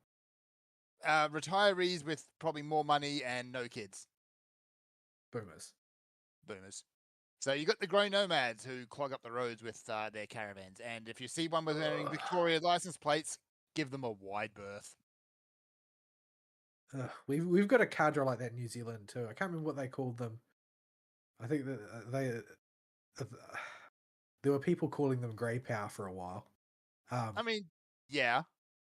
But yeah, they mainly all live in Tauranga, but they tend to migrate around whenever there's something that catches their attention. Yep. So out this neck of the woods, they kind of go one way and follow the show circuit, and then they'll come back the other way and follow the rodeo circuit on the way back. But yeah, it's kind of a big thing, and yeah, they bring a lot of money to the remote towns, but they're also. I guess if you're inland, you can't spend all your time going on cruises, which is what mostly boomers do. That is true. But yeah, they're going out. Do they to all drive remind- caravans too? Oh my yes, ridiculously large ones, Oh. and none of them know how they handle. So, I don't know what it is like in Australia, but New Zealand is a very small island. And so lots and lots of our roads are very narrow, 2 lanes, one going each way, and on a cliff face. Ah, Just yes. a small railing. And you end up following caravans with no way to pass for miles, as they have to negotiate every corner at about 10 kilometers an hour, because if they don't, they'll go rolling down the cliffside. Yeah. Thankfully, I don't. Oh wow. I'm talking to this guy, and there's this moo cow bouncing up and down behind him. Yeah. Mostly we're out here. Everything is very flat and very open, except for like the hills. But even so, the caravans are still doing like half a speed limit. So yeah, they drive you crazy. But yeah, they're an important part of the local economy, so we kind of have to tolerate them, even if they are incredibly rude. So yeah, beyond that, the biggest bit of gaming I played has been a bit of Dune Awakening, which I am actually thoroughly enjoying. You can say the As you future. can see the future. Well, actually, yes. You do huff spice, and you do have the premonitions and all of that. But beyond that, you can actually more or less ignore the storyline if you don't want to really pay much attention to it. You got to go do the storyline dungeons, which are very easy. They're more of a puzzle dungeon than anything else, but that unlocks more tools and more technologies. But beyond that, yeah, you can not see the future. There's no such thing as Dune where you don't. I can see the future. Yes. Yeah. Once you join up with one of the big houses, the noble houses. Oh, hang on. I found my friend. Found your Bubba. I found my treasure, my tater. So yeah, it's more or less one generic unit open world survival MMO. Except the biggest changes are from the regular formula, where water management is a big deal. So you need to make sure you've got your still suit on if you're just running around, or you've got handy supplies of water. And you need to suck the juices out of dead enemies and recycle it. Gross. Yes, but that is how Dune do. And the other thing is, of course, the sandworms, where if you're out in the open sand for too long and make too much noise, then they come and eat you.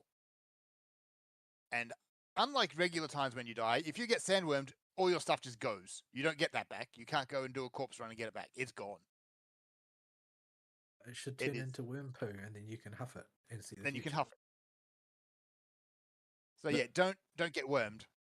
If you huff the worm poo, it can all turn out that what you saw with you getting eaten by a sandworm was just a premonition of the future that you can now avoid because you saw the future. So the future. So yeah, the unique other thing about this game is, by and large, you've got your private servers, and you can still host a private server.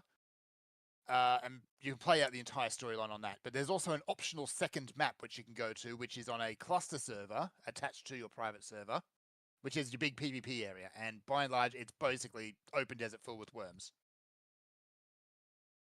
But there's unique stuff out there, so you want to go and get that.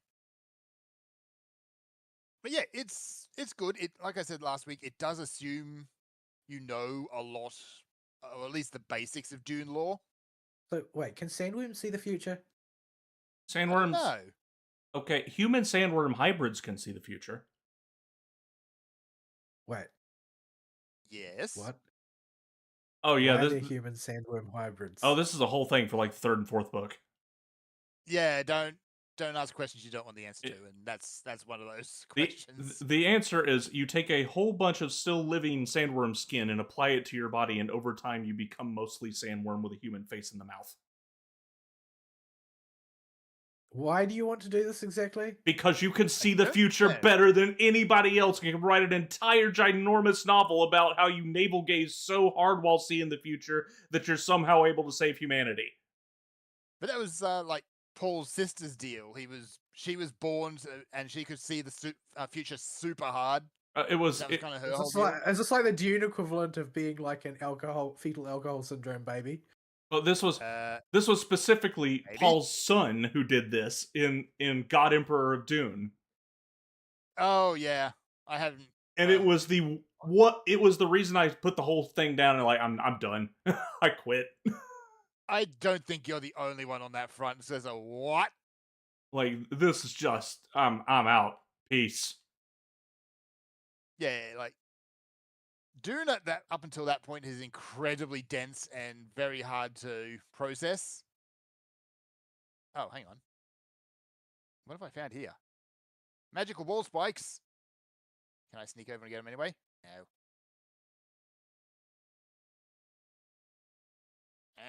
No, I can't cheese.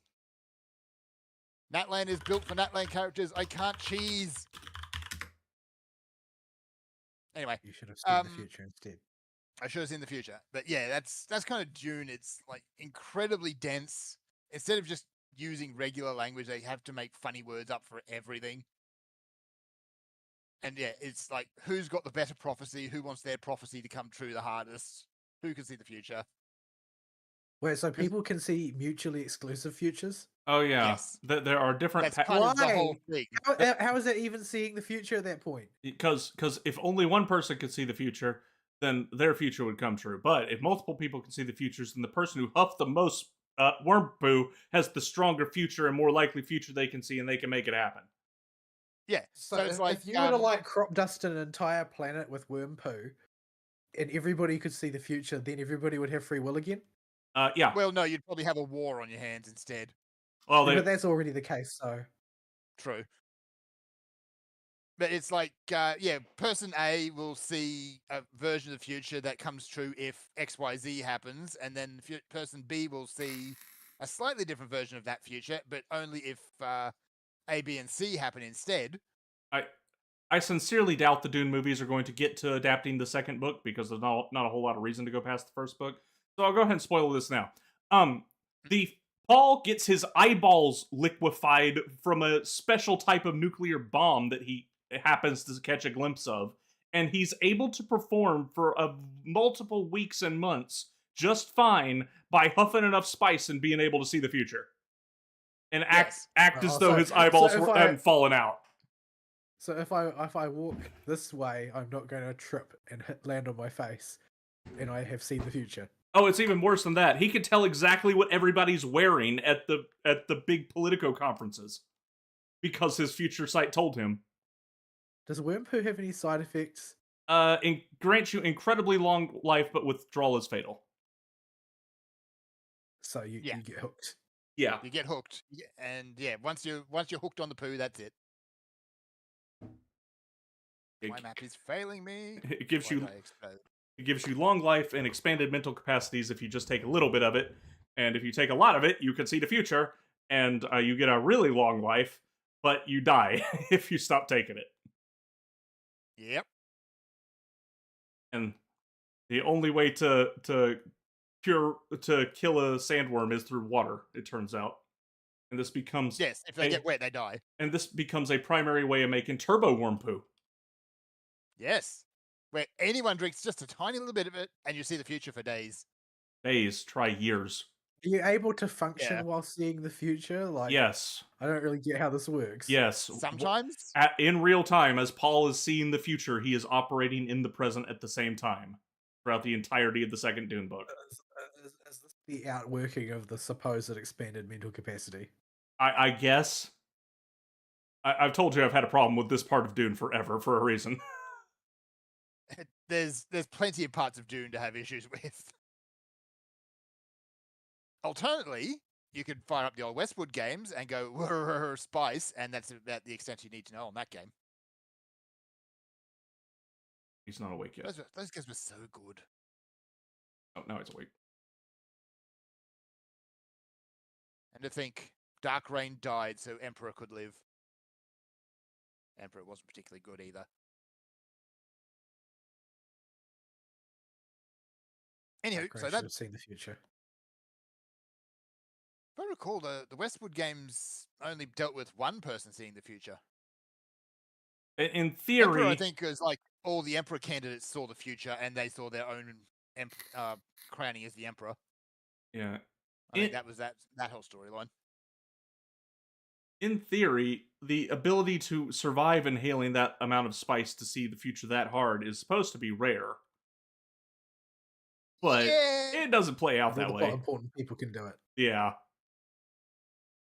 Yeah, that's another plot hole actually comes up in Dune Awakening, is there's supposed to only be one guy who's able to talk to worms, but apparently you can just learn to do that. But then also... Do the worms have anything interesting to say, or are they just like burrow hungry? Well, you just basically say, please don't eat me, go away, and that's about it. They'll stop. What, and they'll listen? Yes. Why? Why would they listen? This cute novel human can speak our slithery language. Yeah, instead of, just that one special guy who, I don't know why he can do it. He just can. But can he, or did he just see the future so he could pretend that he could? Maybe. But you've also got male Bene Gesserit running around, so they don't even bother trying to justify that one. Yeah, they're like crazy, power-hungry, seeing the future, control nuns. Yeah, think of the actual Jesuits, but they're all female, and they can all see the future. And they're all very, very ruthless. Like, they don't care who they have to murder to get their way. They'll just murder.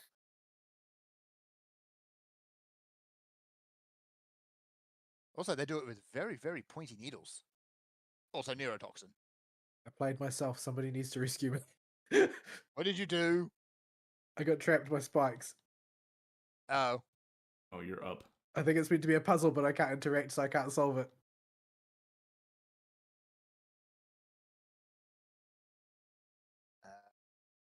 I think I might just have to port out of here. I can't remember how this puzzle works, or if I can even interact with it. Trying to come up, but I got to climb slowly. Break it? No. Leap out. Yeah, I can leap over. And now I'm out of Tepetless or juice.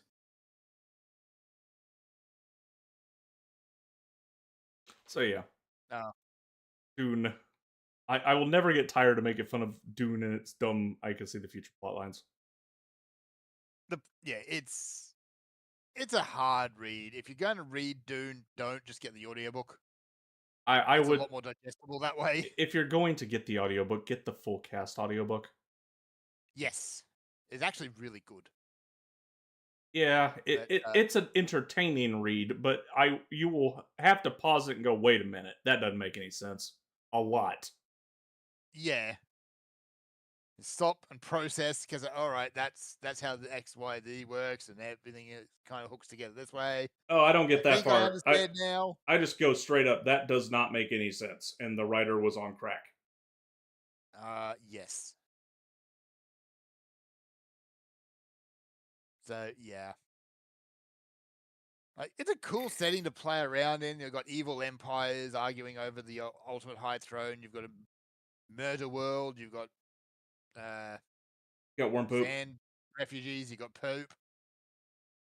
But yeah, everything's just kind of absolutely nuts and really, really hard to understand. There is logic in there somewhere. Good luck finding it. Like I started to read God Emperor of Dune. I know just how far up his own asshole Frank Herbert was. He was. I've heard stories apparently he was completely insufferable as well. Uh-oh.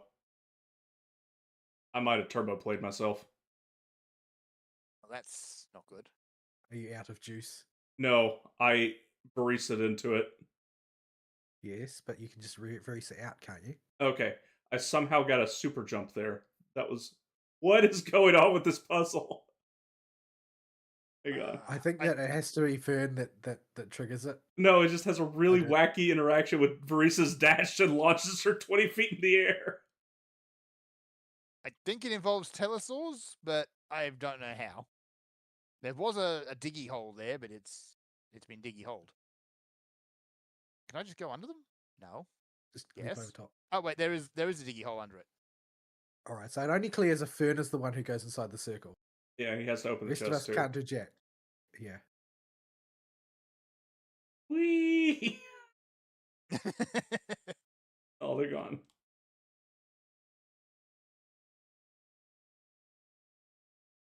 All right. So yeah, that's really been a week. It's been a bleh week. Yep.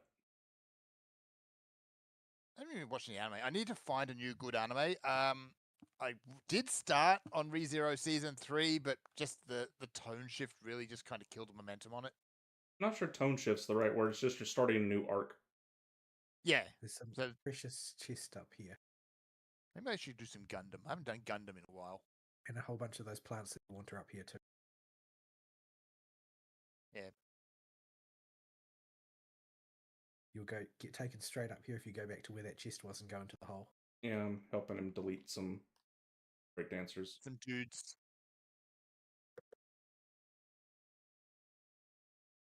Need whistles as well. You know that it is Justice O'Clock. It is Justice O'Clock, apparently. Right. Right. Where are you? Up there.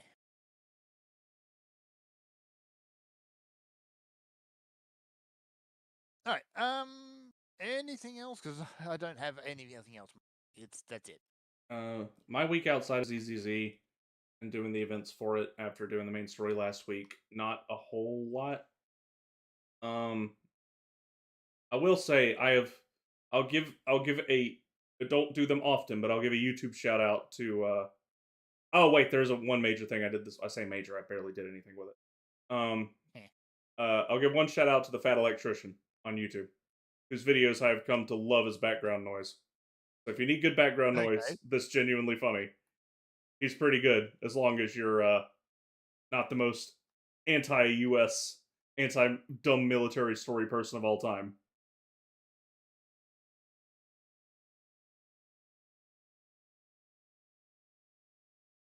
I see.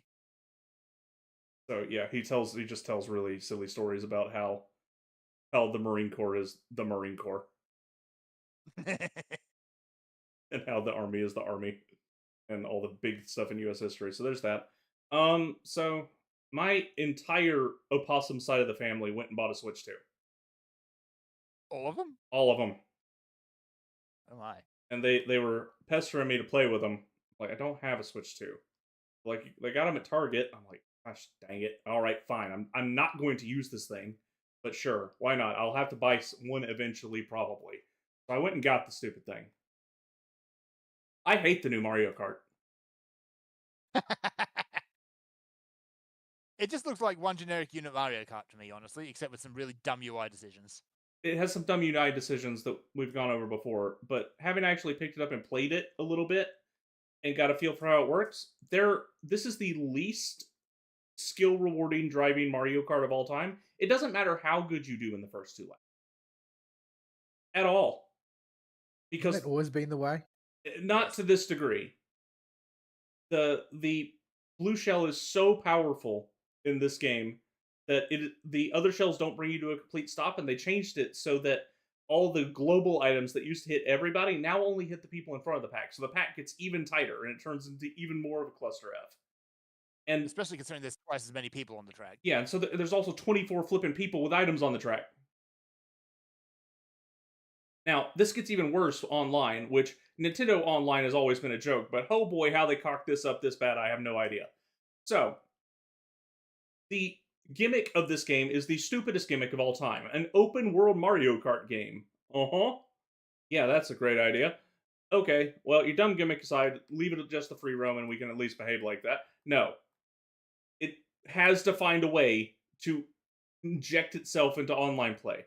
In Mario Kart 8, from what I remember, you just join a room and every like 10 seconds after every match, it just you vote on a map and then you do, whatever the number of laps is on that map, and then you go back to the little lobby area and do it again. Quick, easy, simple, done. Okay. This game. Come here.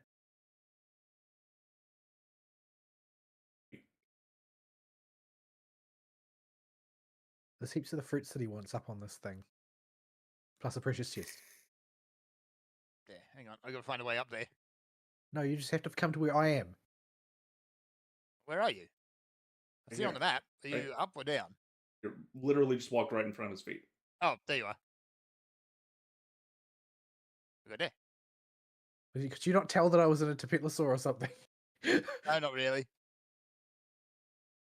But yeah. But yeah, I've seen the gameplay I've seen of it. It's like the first lap of the next track in the sequence is just getting to the track. Try the first 2 laps. You only actually do 1 lap on the actual track that's any good. That's not good. The actual design track made for karting that has fun and interesting stuff you can figure out and try differently on multiple laps. Yeah, none of that. Whoops.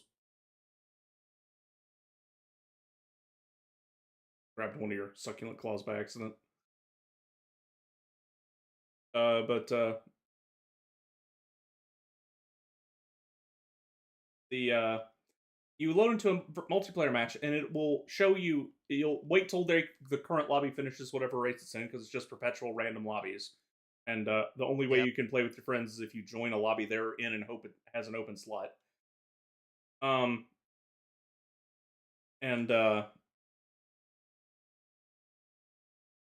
Yeah, so when a new match starts, it gives you 3 choices of map you can pick from, and they are all connected to the map you're on, or that they just finished racing on. And if they pick, there is a random option that will give you 3 laps on any given map when it gets picked, but people have to know to pick random. And they won't. Mario Kart people with the Switch 2, with it being literally the only game on the system, not exactly a huge amount of people that are around to increase the chance of that happening, or It's going to be a huge, just raw number of first day purchasers, lowest common denominator types.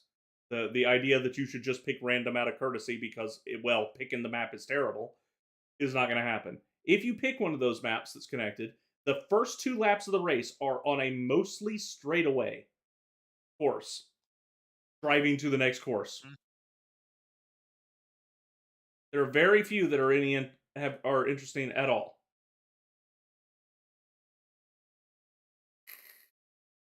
And it feels awful.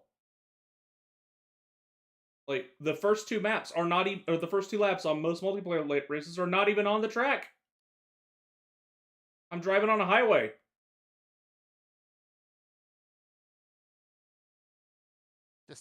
Yeah. And there is no option to tweak this anywhere, or just play 3 lap only, or the course only if it's a contiguous big track like Rainbow Road or something.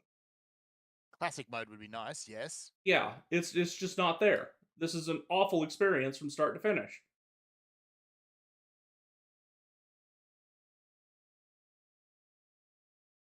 Yeah. Also, just so many just dumb characters. I'm okay with the dumb characters. Like I am glad they put Cow in the game. That's fine. Everyone's glad for Cow, at least. Cow is the winner. Like I am a proud Stingbee main at this Oh point. my god. Sorry, Sorry, just the changing to Kinich on the Natland maps, when they come in, they say something unique while they're doing their special entry animation. Before, Kinich used to give a fairly enthusiastic "okay" as he came in. Now it's just like "okay." He just swings in and goes "okay." He's done with it. Yeah. He doesn't want to be here. So yeah, Mario Kart is terrible. I don't know. This is not just not a system seller. If you played any previous Mario Kart game, you're not gonna have a good time. Yeah, 8 at this point seems to be kind of the premier Mario Kart experience. It's got stupid amounts of tracks. It has, granted, the worst couple of characters in the game in Nintendo history, but anyway, nobody likes Rose Gold Peach, like, at all. But yeah, with so many tracks and so many options, it's like, why? How do you improve on this? Also, they made them. There's basically nothing to do in the free world, open world aspect of this game. It is the most boring free roam I've ever seen. Where the only rewards You you go to the get, place and look at the thing. there are little mini challenges and stuff you can do, but they're incredibly simple time wasters that don't feel rewarding because all you get are stickers that will appear on the side of your car next to your profile picture for the character you pick. And they made places you're never really going to notice them. And basically any of them will work as your unique indicator because online everyone uses the one that's a pink heart with big white text on it that says Milky. What? Yeah. Yeah, okay. They picked the filthiest one, of course. Yeah, and a disproportionate amount of people play Daisy online because she's the only character with the swimsuit. And so the amount of milky daisies I've seen online is over probably 20% of the racers. I thought Nintendo was supposed to be the family-friendly company. Only until they've got all your money. Then they despise you. But yeah, this console is not worth getting. I got it because my family was pestering me that I should totally get it to play with them, and I'm like, fine, whatever. I'm probably gonna why buy did it they anyway. suddenly feel the need to get it? Because new shiny. Because it's the opossum, and his kid is a big Nintendo fan. This little mercury blob. That's a ley line. No, not touching the ley line. He's talking about the Manitou. Uh-oh. Yeah. He's a jiggling somewhere. I just don't know where he is. So I played a few rounds with him and smoked him on Stingbee. Use your elemental sight. Where'd you say he was? Use your elemental sight. Oh yeah, I keep forgetting that's the thing. The drawing will indicate the direction. If it works like the thrones do, or the Salad Courts do. I think it does. Oh, is he looking for the thing in the wall? Yeah, the thing in the wall. Yeah, you have to go back to the thing in the wall and use the elemental sight, and it should point you in the direction of the. Whoop. Oh, that's an awkward direction. It's Wow, that's really unhelpful. it is particularly unhelpful. Does it mean we have to hop the gap? Because those things kind of like run and jump, don't they? They'll run and jump, although they just walk through the air. There are sometimes some on different Whoa! islands, and then they will Ganesh, just. why? Why would you do this to this poor Yumkasaur Fern? I didn't want to harass the Yumkasaur. You hung him. That's unnecessarily hostile of you. So yeah, I don't have any real attachment or reason to recommend Mario Kart. It's just not a very good game, but I'm playing it because my family pestered me to play video games with them, and they don't do that very often. So okay, sure. I figured I'll pick it up eventually for probably Metroid Prime 4, but I'll go ahead and just have it now. And that's about the only game I have that I'm looking forward to on the thing. And I was willing to skip the entire console for that, but now I've got it, so okay. Yeah, Prime 4 is probably going to be the thing that gets me onto it, but I just see really very little reason to do so beforehand. The system itself is literally the Switch one with a bit more to gas behind it. There's nothing of interest here in the stuff I played. The stuff I poked There are around. only like 3 good games on the Switch 1, in my opinion. So yeah, and now with Monster Hunter gone to PC, I just don't need Nintendo consoles anymore. It's like they don't serve any purpose in my world. Literally, there is no reason to get this thing unless your friends or family are pestering you to play with them on it. If that is not the case, just don't waste your money. The thing is not worth it.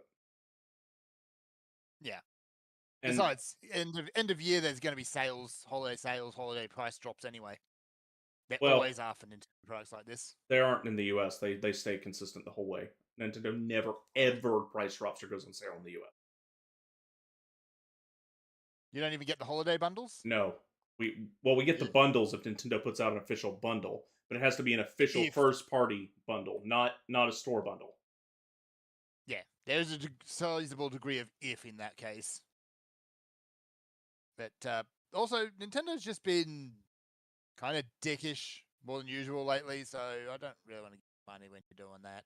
Yeah, I was more surprised. See a reason to give them money anyway. Like, what are they releasing that's worth a damn?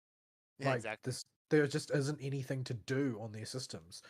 They've gone the exact same way as Xbox and PlayStation. Like, there's just no reason to own any of these. They have no killer app. Yeah, and Mario Kart is the game you have that's. We talked last week about how Mario Kart's the game you buy to supplement your launch. This Mario Kart is so bad I would rather play the last one. The last one is really good, so yes. Like, this just is terrible. That said, I am the only person playing Sting Bee that I've seen online.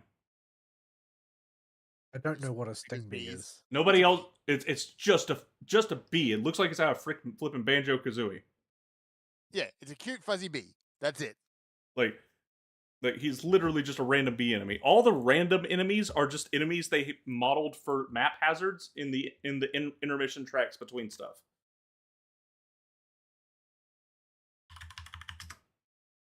Hang on, here's a picture. Yeah, it's just a bee. Oh yeah, I don't know what to tell you. It's live show chat. He's just a flipping bee.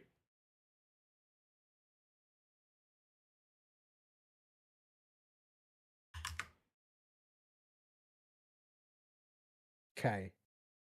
See? Just a bee. Yeah.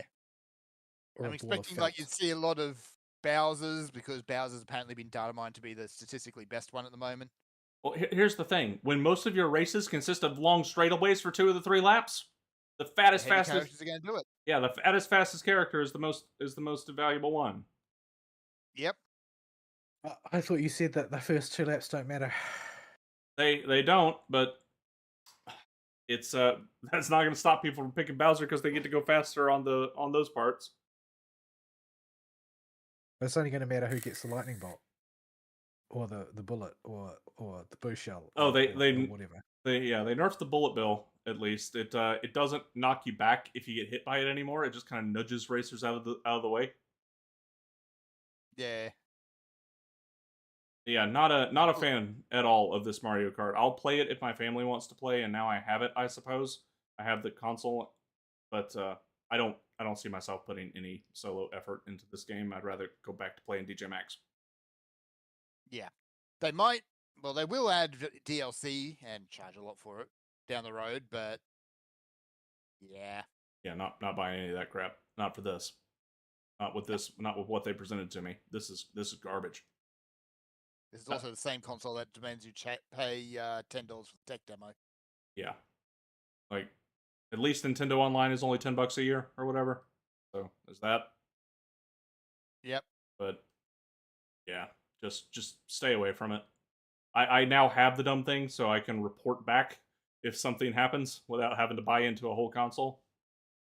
But yeah, that happens. Alert, it won't. Like, they just don't have anything. What are they going to do? Like, this basically, they have Mario and Mario Kart and Zelda and Metroid. And Well, I that's think it. they're also going to be hoping on mean, floods a lot. I But- mean, they're basically on borrowed time until the next Pokemon comes out, sort of thing. Which is October, I believe. And that one's also coming out on the Switch 1, though, so yeah. So that's not going to help. Well, even Well, then, there's hope. it may come out on the Switch one, but we all remember how the last one ran.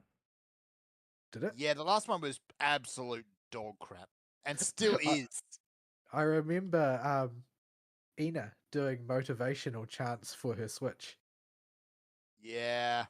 Yeah. You had 'Cause to talk nice to it, otherwise your character would glitch with the world.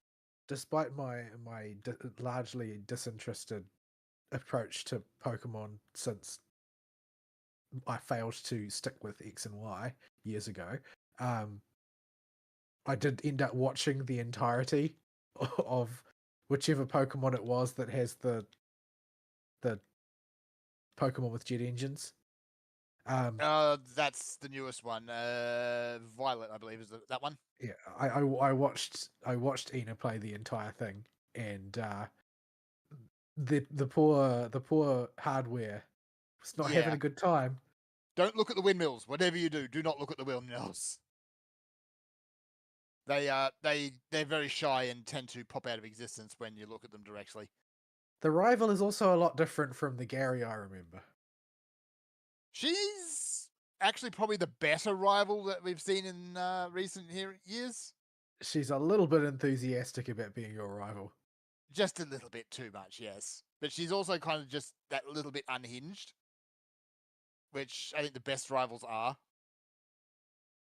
It's like she's I half expected her to like stick her head up out of a manhole and challenge you to a fight.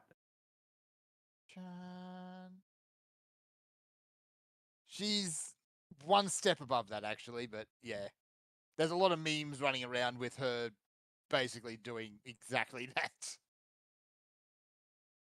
So yeah, there's likable elements in the games, but at the end of the day, they're still the same games we've been playing for 25 years. Yeah, I wouldn't even mind that so much if they just weren't horrible Stupid messes of performance and no innovation in the UI whatsoever. Yeah, and again, there's absolutely no reason why that Pokemon games had to run so bad and look so bad. Yeah, and it was the performance. You've got Xenoblade 3 on the same console, which does way, way better with a lot more on the screen. Yeah, which is the performance was the reason I didn't even give it a shot. Yep, it was poopy. So yeah, there's that, and then and we don't even talk about tea and crumpets.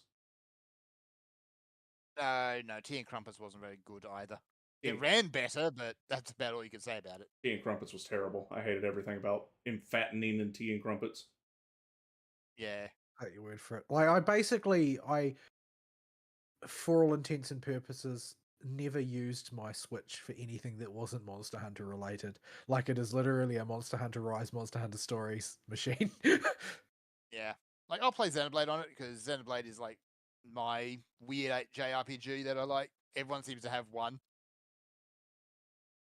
Yeah. But yeah. I need to play Xenoblade 2 at some point, but yeah, I'll get to it eventually. Oh yeah. That is giving Nintendo money, and I don't want to do that right now. Like, I Yeah. was a little every time I see Xenoblade, I get a little bit depressed because like Xenoblade's got this thing where they use heaps of like traditionally Christian imagery for things and Christian concepts for things because it's exotic in Japan, right? Yes. And most of the Western audience even doesn't get them, Yeah. Because doesn't they're even not. understand that they're in play. They don't particularly bludgeon you over the head with them like they usually do with that sort of thing. But this is sort of like these are culturally important motifs. Like you should try and not be completely retarded. Like this is if you're, I'm not going to set the bar very high here for life goals. Try not to be completely retarded. I think should fall within there. What is acceptable to expect of people. Well, considering TikTok exists, I think that's a very high bar to jump. I think you're asking a lot. Yeah.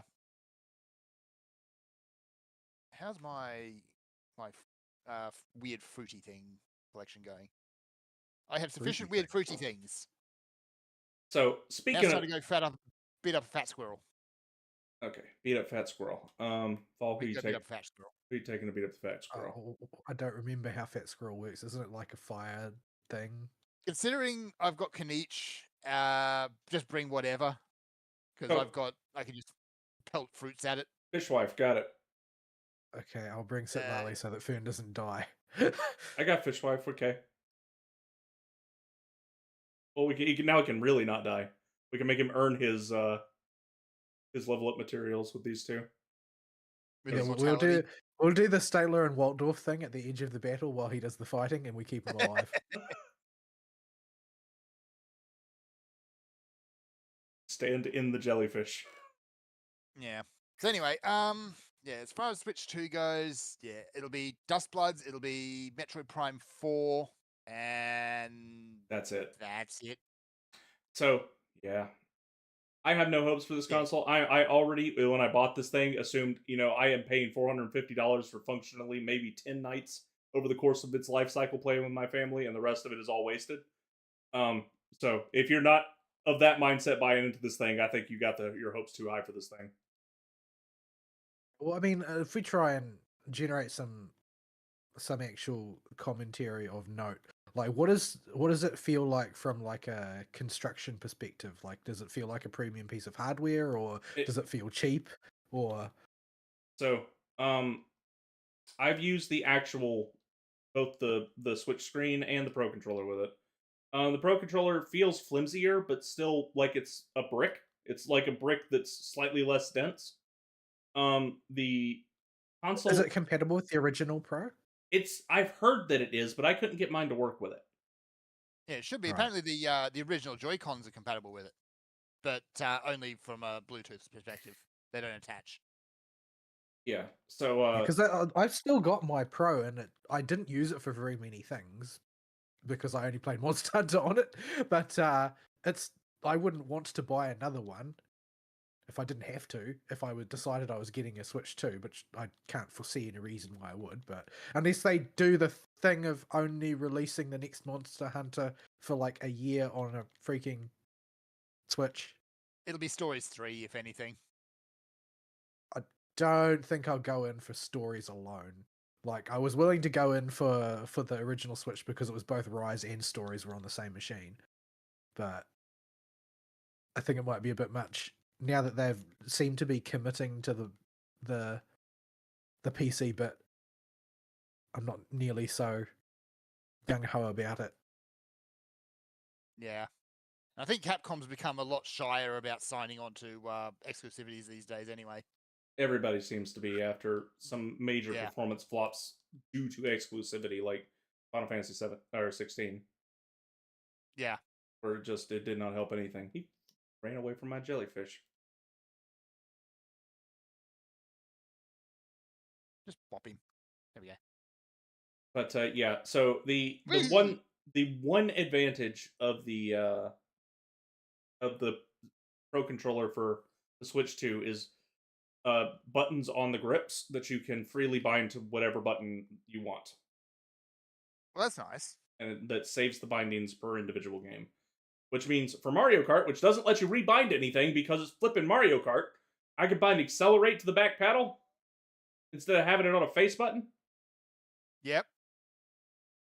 which makes it so if my thumb gets tired, I could just use my middle finger instead. That seems oddly appropriate, actually. More ways than one. So yeah, there I cannot target this Yunkasaur on the map to save my life. I've clicked the wrong spot like 3 times.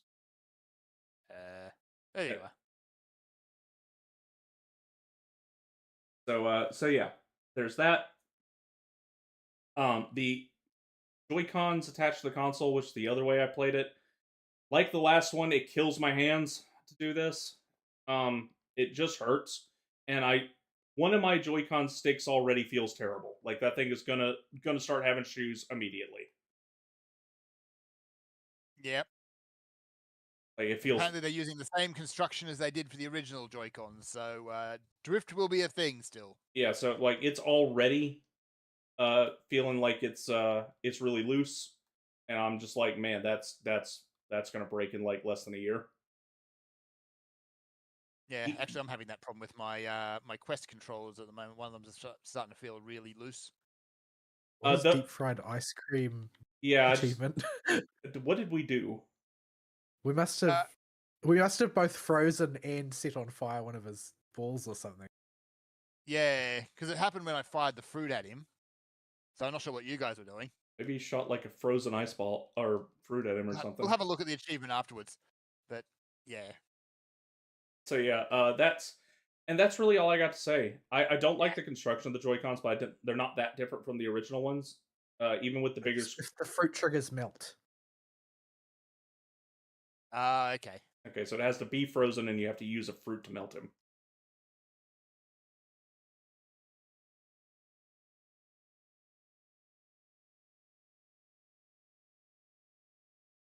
So yeah, but yeah, I don't have a lot to say about the console so far. I've not put too much time into actually goofing with it, because the interface is exactly the same as the Switch 2 or the Switch 1. Yeah. So, also, YouTube keeps suggesting for me to watch how to make a me YouTube tutorial videos for some reason. And it looks like it's the exact same process we've been using for the last. Everything about the years. Switch 2 is literally just a copy pasta of the previous software on the Switch 1. Yeah, it's like, what have you done?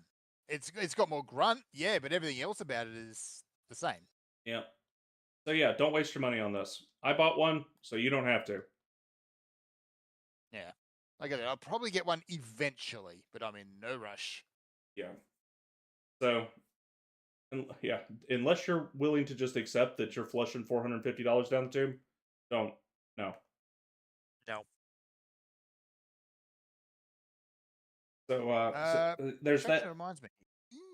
Since while we're thinking of sales, I think the Steam Summer Sale comes up next week. It do. Usually it's the end of June. It might be next week after. And the reason I know this is because DJ Maxx had a bit of a thing this week. This segues into a pseudo news topic because I thought this was absolutely hilarious. Nice. Mostly just because Koreans are autistic. Oh, you didn't go far enough, Fern. Yeah, no, gotta get further.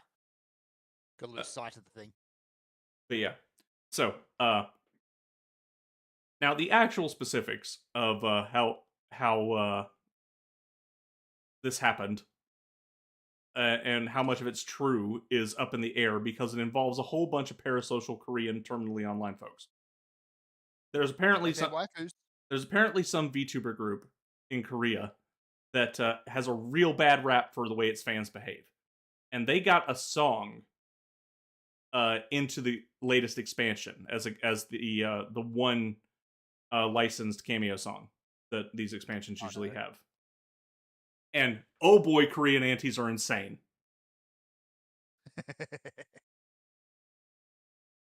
Korea is sort of like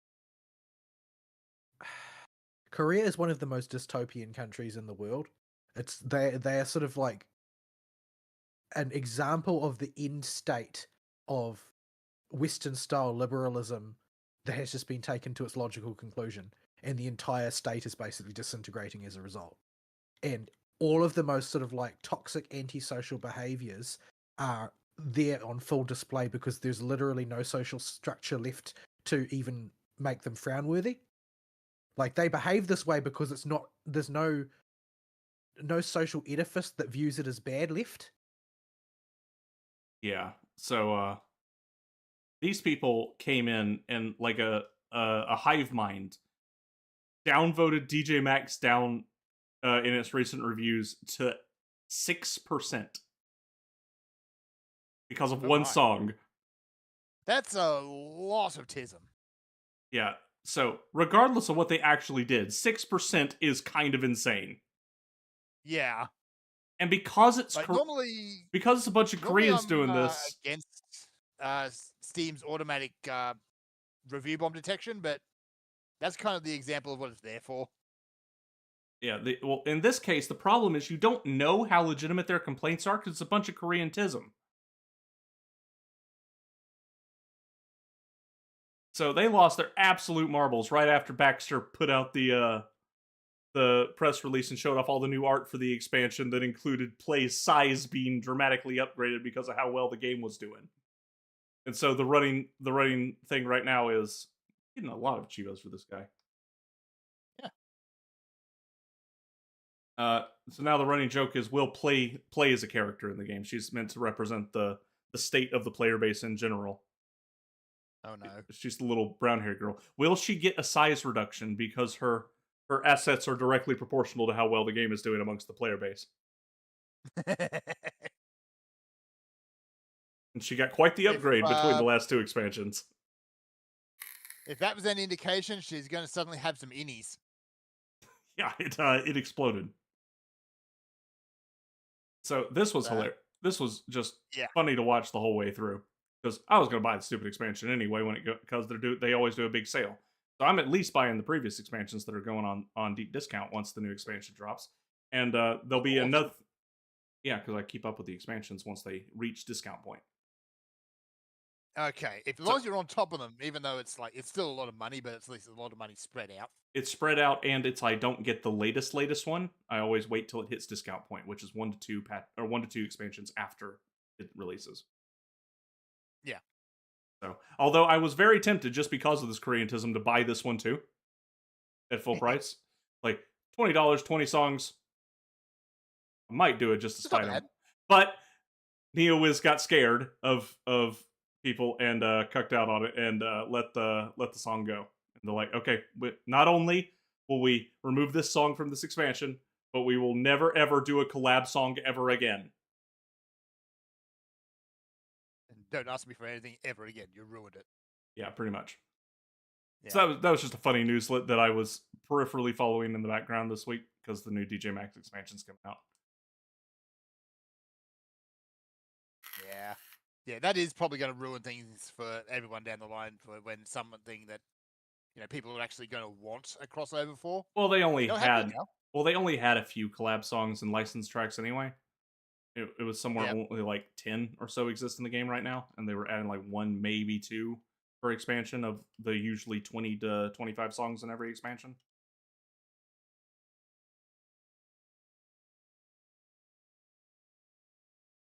Yeah. So not that big of a loss, but yeah, just funny dumb Koreanism. They take their anti seriously, I guess. A one shot. Oopsie.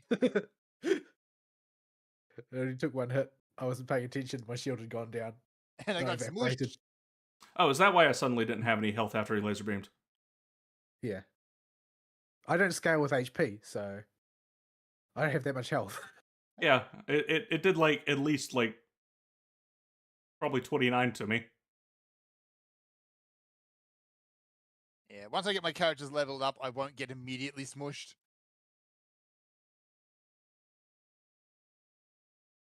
But I got some grinding to do first.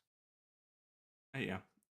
That's all I got for interesting topics throughout the weeks is we already talked about the ZZZ stuff, which ate most of my time, and then the little bit of Switch 2 I poked at, and that will probably not have any updates because it will remain just this thing that sits in the background that I play with the family occasionally. Yeah, but launching a game console with a single game Yeah. Yeah, okay, In a you've got tech the demo, remastered versions of a couple of other games, but that's not a game. didn't they get the new Elden Ring thing or something? Not The- yet. That doesn't come out till end of the year. Really? Yep. Maybe they'll get Not impressed, guys. maybe they'll get it after it adds duo mode. Maybe. And honestly, I don't expect to see that one stay exclusive for too long. Ooh, he got me down to 10k that time. Oh, I'm burning. I decided I need to come back with a character with even less health. The jellyfish. Need my jellyfish.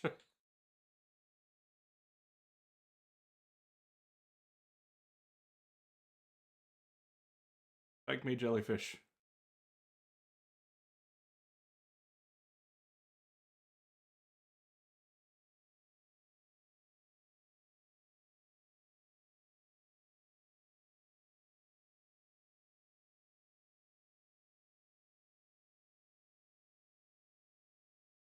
It's been a long time since boss fights used to take this long with our accounts. Well, I only do 300 damage per hit. Cut me some slack, man. And I'm not doing as much damage as I really should be either. I have negative 85% crit rate. I ult for That- 8,000. We'll just clown it. It's fine.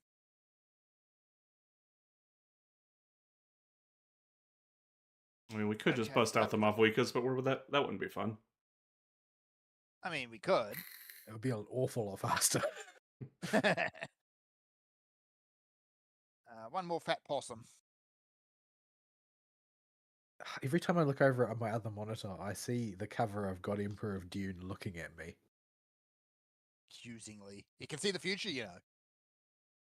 Oh, I know that there's a lot of people who have a great deal of fondness for like old school. I need your Ningguang. I have an idea. Oh boy. I know there's a lot of people who have a lot of fondness for like old school pulp fiction covers, but this thing that can see the future is just retarded. I'm sorry.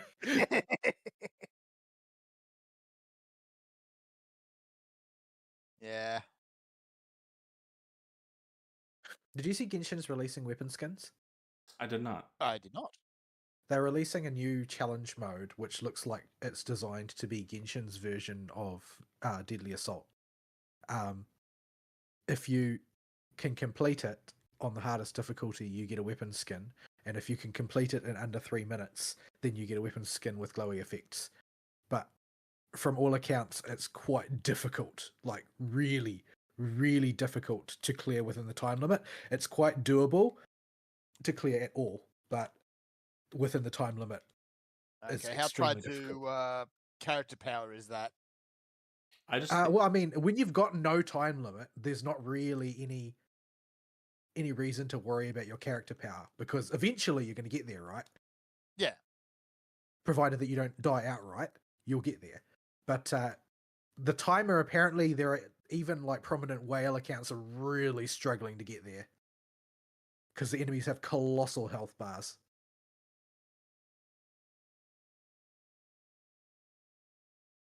do different parts of his body count as different entities? I have no idea. Possibly? Because I was landing what I thought were full shots, and they weren't doing jack. Okay, that's enough fat possums. Well, he's got relatively high defense generally. Yeah. Alright, I'm going to see if I can actually have enough materials to do this ascension. I'm going to need to do some crafting though. Do some mushing. Do some mushing. If you've got some We're going to have to leave so that he can talk to the table, right? Oh yeah, that's fine. I think I can talk to the table. I can't click on the table because I can't tag it on the map. But anyway, fine. I'll teleport over here instead. I can talk to the table. Yeah, I'm pretty sure the table's always accessible. Not the fake one over the other side, though. Table's over here. Ah! Help! I'm being eaten by a fruit stand. That is not something you hear every day. Okay, I'm out. There's a chest up there on top of the fruit stand.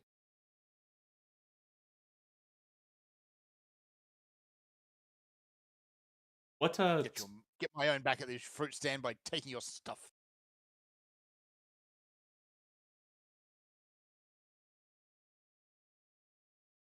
you can just sort by There's a chest over here behind the spice stand. None of the stuff will let you see the future, though, I'm afraid. Sadly, no. Oh dearie me. So yeah. Just kind of sitting there. Stuff over here too. Regarding news, Fern, did you watch the Xbox thing? Because me and Vol didn't watch it. I read some notes. I did not. I missed completely. Okay. Though I did catch little bits of the Outer Wilds one. Because I got notes on the new console and the Silksong fans having an absolute mental meltdown. Oh, do you want to start with that? Yeah, I think that's the important part. Let's start with the Turbosberg then. Okay. Oh, which part? The new console or the Silksongs? The Silksongs. Okay. So they kind of go together. So they revealed the new console and it shows its little demo screen on it. And on the demo screen is a big old selection of apps, and first and prominently up front with new footage playing when they hover over it is Silksong. And oh boy, that's that got the Reddit in a tizzy. The doubters are still trying to find ways to be angry about it. The believers are absolutely ecstatic. It's a rodeo in there. Yeah, the screaming is very, very real. Yeah, so it's not dead apparently. I think we mentioned this early in the show. Team Cherry has hired a new guy to handle press and public stuffy stuff, promotion stuff, from now until launch, and they said it will be out before holiday 2025. So they're promising for realsies it's happening this time. They've cut the incommunicado garbage out and are now talking again. Okay. Now, this game has been in development for 5 years, when it was supposed to only be in development for 8 months. What are the odds? Yes. Like, just on what degree of something got screwed up is going to break this game into pieces?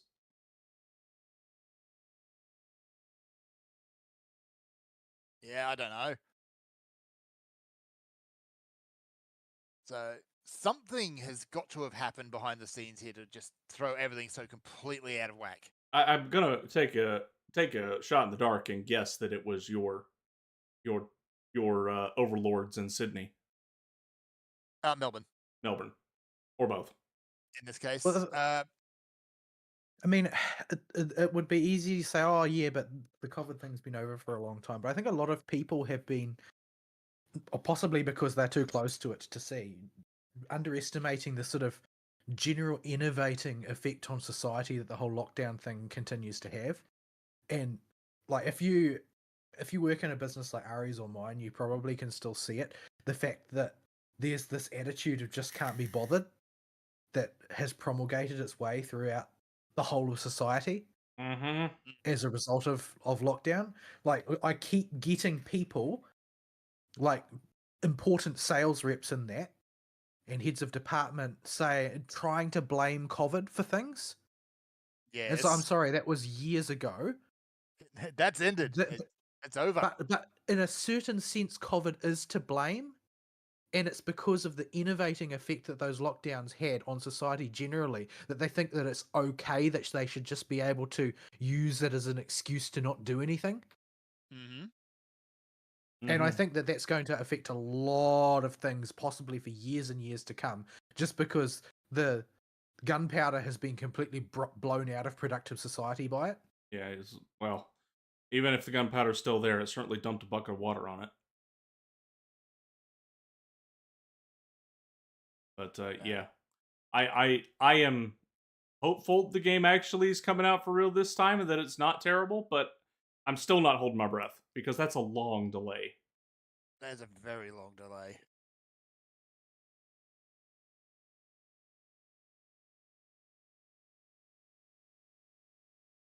And I might have enough gems here to do this. Oh, there we go. I have tons of Electro ones. There we go. Now convert those, and that's it.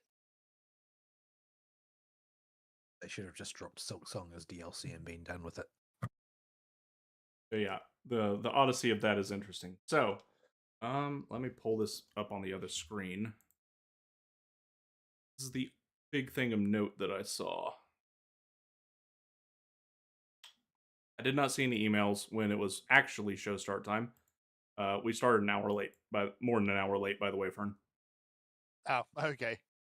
Oswald was late too. So there's a whole lot of text here, and I only skimmed it. But basically, Xbox is going the Switch route. Perks. Yes. I'm not sure at a glance how powerful this thing is, but they have the Xbox Ally and the Xbox Ally X. And by Xbox, I'm not they mean really- I'm not really sure what this is because these are already extant instruments, weren't they? yes, the ROG Ally. They've been around for. Is this about just like 12 months Is this just like an SKU with colored lights on it? Is that what we're Mhm. looking at here? now? Pretty much. So basically, there's like nothing being announced here. So Nope. basically, it's getting the existing ROG Ally variants with a stripped down version of Windows on it, which is basically an Xbox overlay, and that's it. Yep, can interface with Game Pass, and And that's you can install Steam on it apparently, though, so that's something. yeah. So it's a totally pointless instrument. 'cause, Yeah, I don't. heaps of better competing ones already exist that aren't shackled to Xbox's way of doing things. Yeah. Like, honestly, if I was going to buy one of these, it would be to install Steam on it, and in that case, I might as well just buy a Steam Deck. Yeah, that's the thing when That's it comes. the thing, though, right? There's not really any competitors that compete in a meaningful way with the Steam Deck. Like, you can go the El Cheapo route, but there are pretty hefty drawbacks. And the ROG Ally is not a good piece of kit. It has a lot of problems with it. Yeah, I don't. Like, we're talking hardware problems and ways that the power is distributed amongst the components and so on. Like, I've watched breakdowns of it in the past, and it does not stack up very well against the Steam Deck in terms of like the minutia of how well it operates as a piece of electronics. Yeah, I do not know how much about or anything really about the original ROG Ally. I barely was even aware it existed. You don't even talk about using your Steam Deck at all. No, I have it. It doesn't get a whole lot of play anymore because I don't leave the house very much outside of work stuff, and then I have to drive and then actually do stuff when I'm on the job site. So it's not like I can take a Steam Deck with me.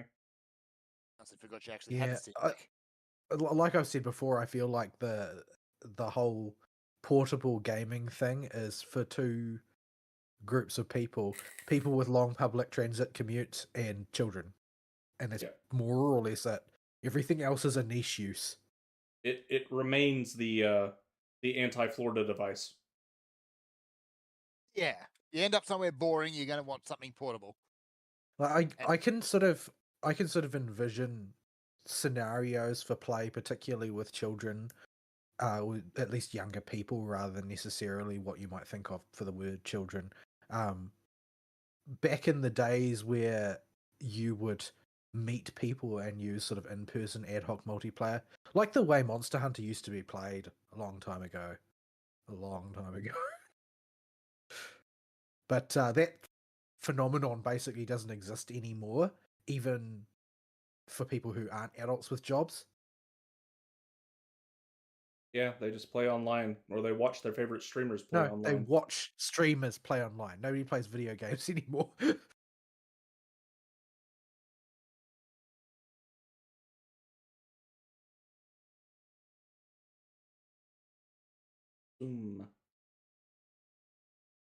Boom, level 90 character. That took a lot of moving around of small components. That the mushification is part of the game. ZZZ has cut it out. I think Star Rail's cut it out. But no, Genshin, you still got to do the manual mushing. You got to do all the mushing. I really should actually get work on my weaker next. Well, it's pretty thoroughly expedited if you use the character select thing, isn't it? Yeah. Yeah, it saves rummaging through all the lists. Because we used to have to scroll through the whole list. That didn't used to exist until really recently. Yeah. If we can eat purple flowers and red gem. That's it. Lots of purple flowers. Have you been to Ojkanatlan yet? Yes, I've been up there a couple of times because Mavwika needs purple flowers right from the get-go. But it's a very odd place. I have no idea what's going on out there. You speak of it like it's Camelot. It is a very silly place. It's very vertical. But then Natland is very vertical. I liked this area, but then again, I had a flying character. Yeah. Oh, right. I forgot that teleport point is just locked in a cage. Left behind this flower. I think he went too far forward. He didn't start at the back end. No. Yeah, I went to the Statue of the Seven, and that's the one in the cage. You played yourself. I did.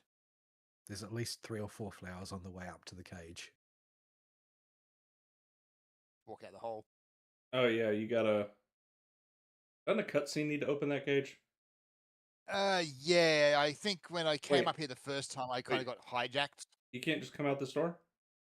Yeah, I am. I'm a bat now. Okay. Wait, flowers. Just caged myself. You just Nick Caged yourself. Why would you do this?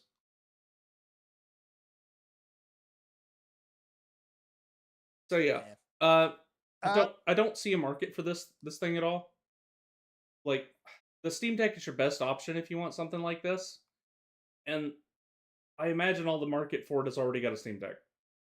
Steam Deck's had time to proliferate now, and the hardware has not. Yeah, it has not upgraded to such a point that an upgrade is absolutely necessary right now. So even if it's stronger on paper, that doesn't do anything for you. It's the Steam Deck's already on Linux, and if you're using multiple game services like Steam and Game Pass anyway, I mean, it ain't that you probably have the technical know-how to install Game Pass on the Steam Deck. Like this is not. I don't see a market for this thing. Like we're just approaching the end of the console era. I think there just ain't a whole lot of reason for anybody to own anything other than a PC unless you're a frat bro or the opossum who doesn't know who is so technologically illiterate they just can't function. There is an argument which has been made for that audience.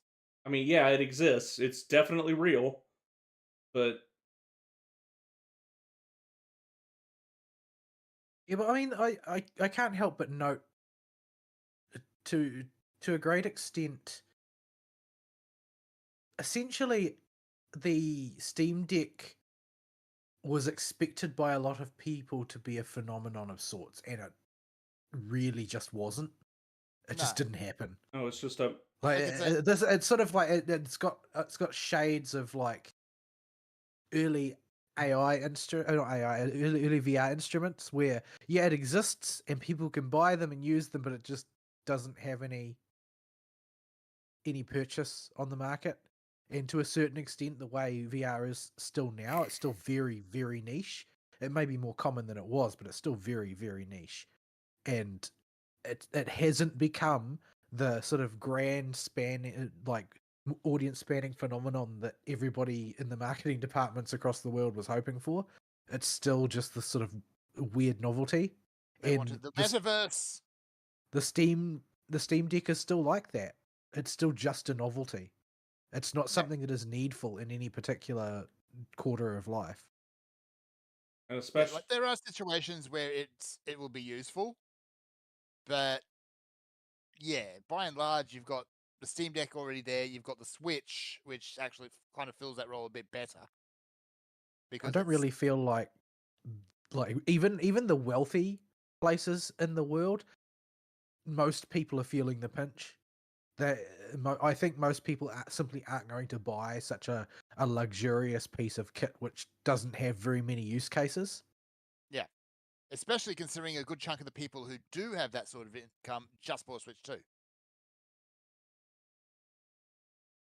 Yeah, I mean, if you've got to to count on somebody's sort of credentials as a releaser of gaming hardware, are you going to get your portable from Nintendo or Microsoft? Yeah. I go for the company that's been doing it for a while. Thank you very much. And frankly, I really don't trust Microsoft. Speaking of which, my computer I mean, has recently decided it's going to try and peddle Windows 11 to me again. Oh, that's because they're stopping mine does it. security. They're stopping Mine does it security every Yeah. couple of updates months. for Windows Well, I 10. had Don't it care. stopped it for a while. Don't care. I have to use Windows 11 at work and it sucks balls. I hate it. Yeah, the day I'm forced to update to Windows 11 is the day I'll probably try Linux because, oh, no. It can't be too long before we go to every other Windows. It'll be an even number this time, so if the cycle holds. If the cycle holds, yeah, they'll fall on their face with this one, and then it'll be Windows 12, I guess, whatever they decide to call it. The Yeah, I last mean, Windows you'll need, honestly, this time. Totally honest. I saw a lot of discussion on the Twitter this week about some update that Apple have done to their UI on their phones or something, which is apparently just like a massive cluster of excessively elaborate animations for lots of little things like switching panes and toggling things on and off, and that have now got these ridiculously elaborate system intensive animations added to them. Why though? Well, that's what most people are asking. Yeah. Yeah, it's flash and it's fancy, but it's also eating all my sister. Well, it not only is it flash and it's fancy, but it also substantially decreased the readability of what's going on, according to most people. I can believe that. Like it's a total own goal as far as UI design is concerned. But it's pretty. And And most people seem to be putting it down to this, basically the cycle of keeping an endless stream of developers that they don't need employed. Well, if So you need something for those again, developers to do, Apple, get them to fix Apple Pay. like we were discussing earlier in the show before Fern got here, it's just another thing that immigration is to blame for. They load up on heaps of foreign coders and just try and give them things to do. And so everything keeps getting revamped. Like I have a whole cluster of extensions and stuff added to my browser now just to get YouTube to function. Because what are they you keep using?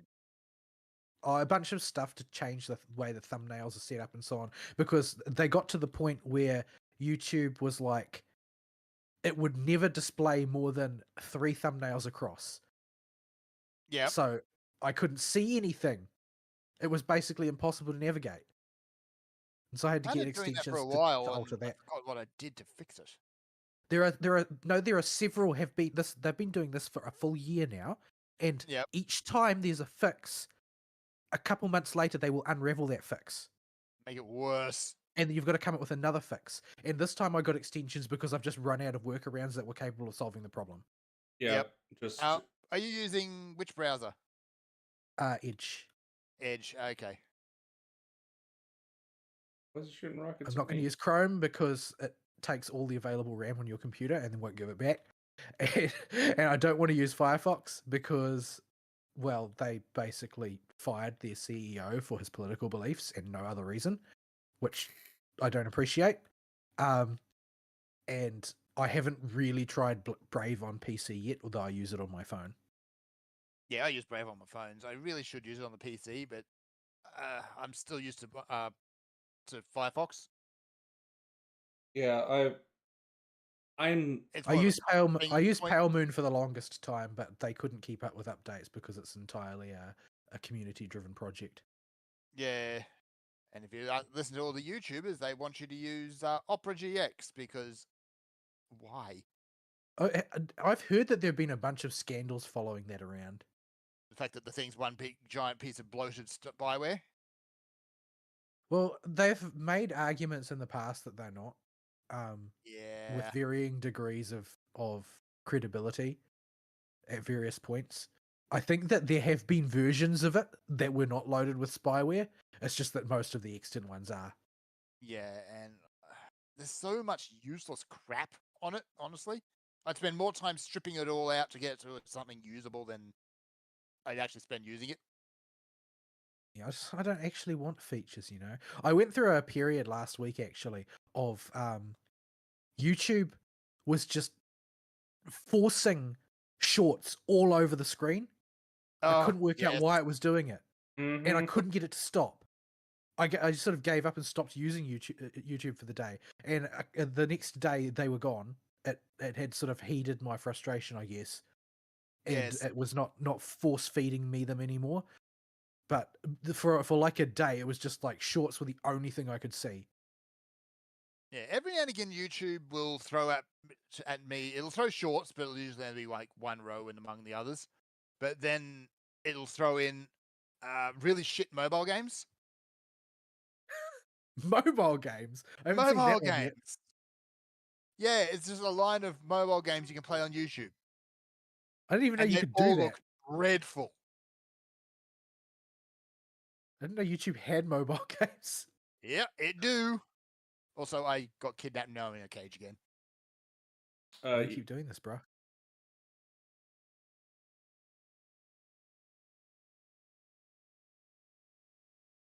I was on my way out of the cage, and I need a bat for that.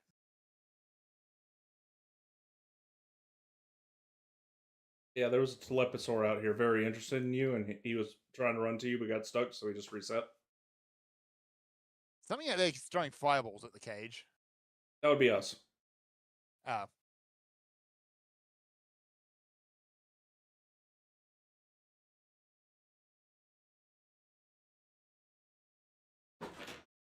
Yeah, there's a lot of Like monsters. that. There's a lot of monsters outside the cage.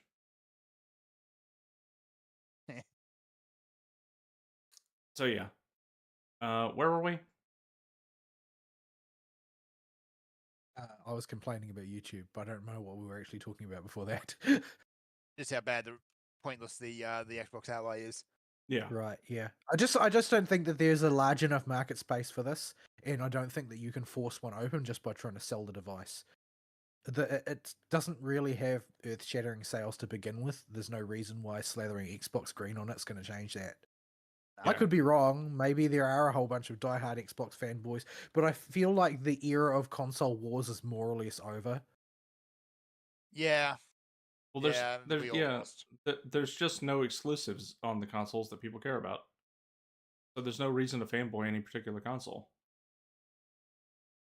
Like, I'm sorry. But I don't know if that's just a matter of we've gotten older and have gotten out of touch with the discourse surrounding that, or whether it actually has died because our generation left it behind and we were the only ones maintaining it. Yeah, maybe a bit of both. I don't know, but yeah, I don't think this is going to do particularly hot.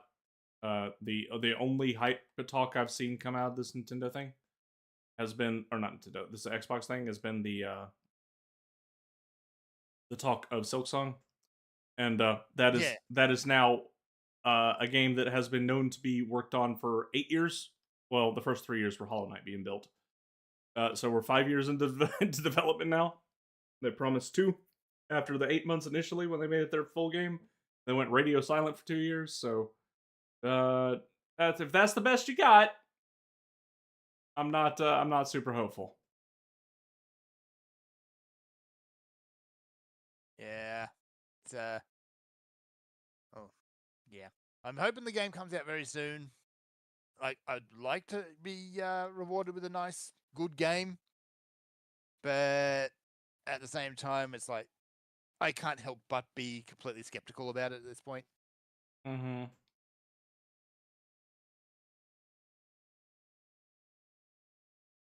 All right. What else is there? Because I didn't end up watching the Xbox thing.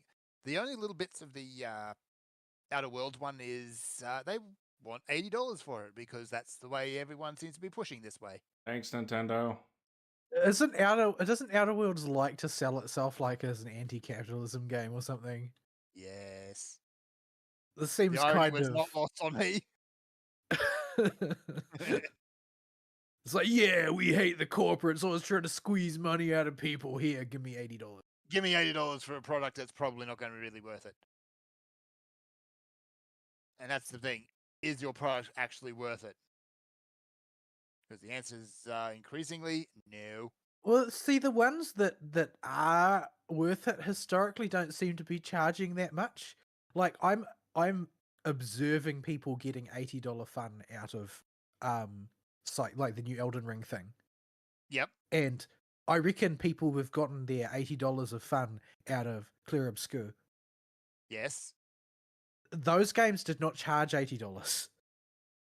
No, they did not. No. Now the AAA headliners are charging $80, but I don't hear people getting $80 of fun out of those.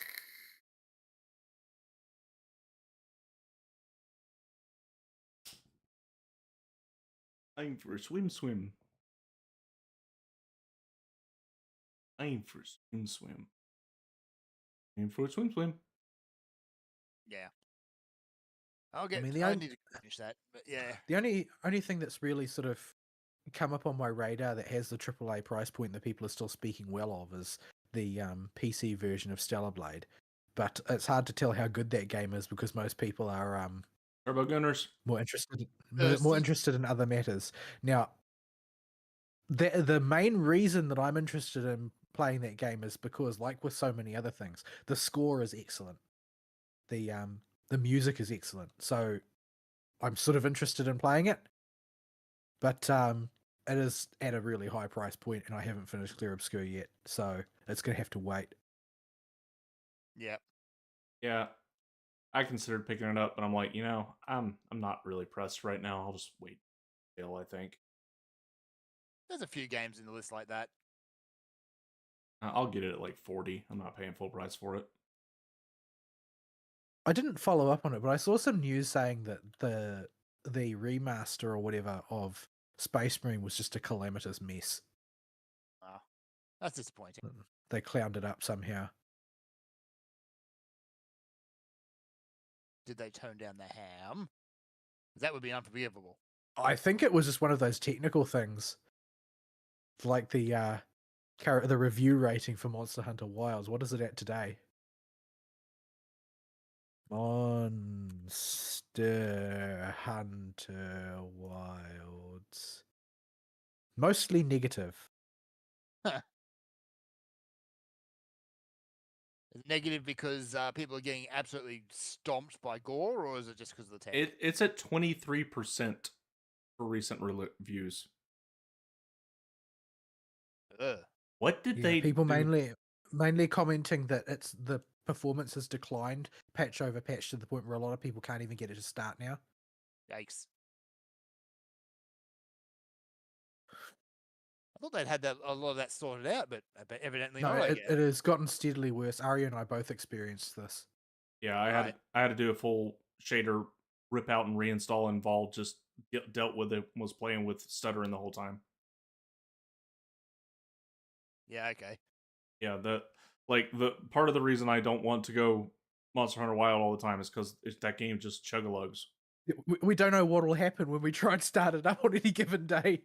Will it work at all? Yeah, and God forbid we don't start it up until right before showtime. Like, am I gonna have to sit here for 40 minutes installing shaders again? Yes, you will. Yeah, it's just been a big old mess. I mean, I'm all for the monster fights. When it comes to the game things they've done, like the introduction of the Pimp Gormagala or whatever, like those are all great additions. That's a great fun fight when it's got some some teeth and some bones. But actually getting the mechanical device called Monster Hunter to function for long enough to enjoy it is the bigger challenge than the Monster Hunt. Yeah. Yeah. I would love to run around with the bonk stick and try out the new bonk stick, but if I boot that game, we're gonna have to wrestle with the application itself. Yeah. People may be champing at the bit for Lagiacrus, but on Lagiacrus Day, if they try and start the game and it just doesn't start up, well, yeah, it doesn't really matter they added it, does it?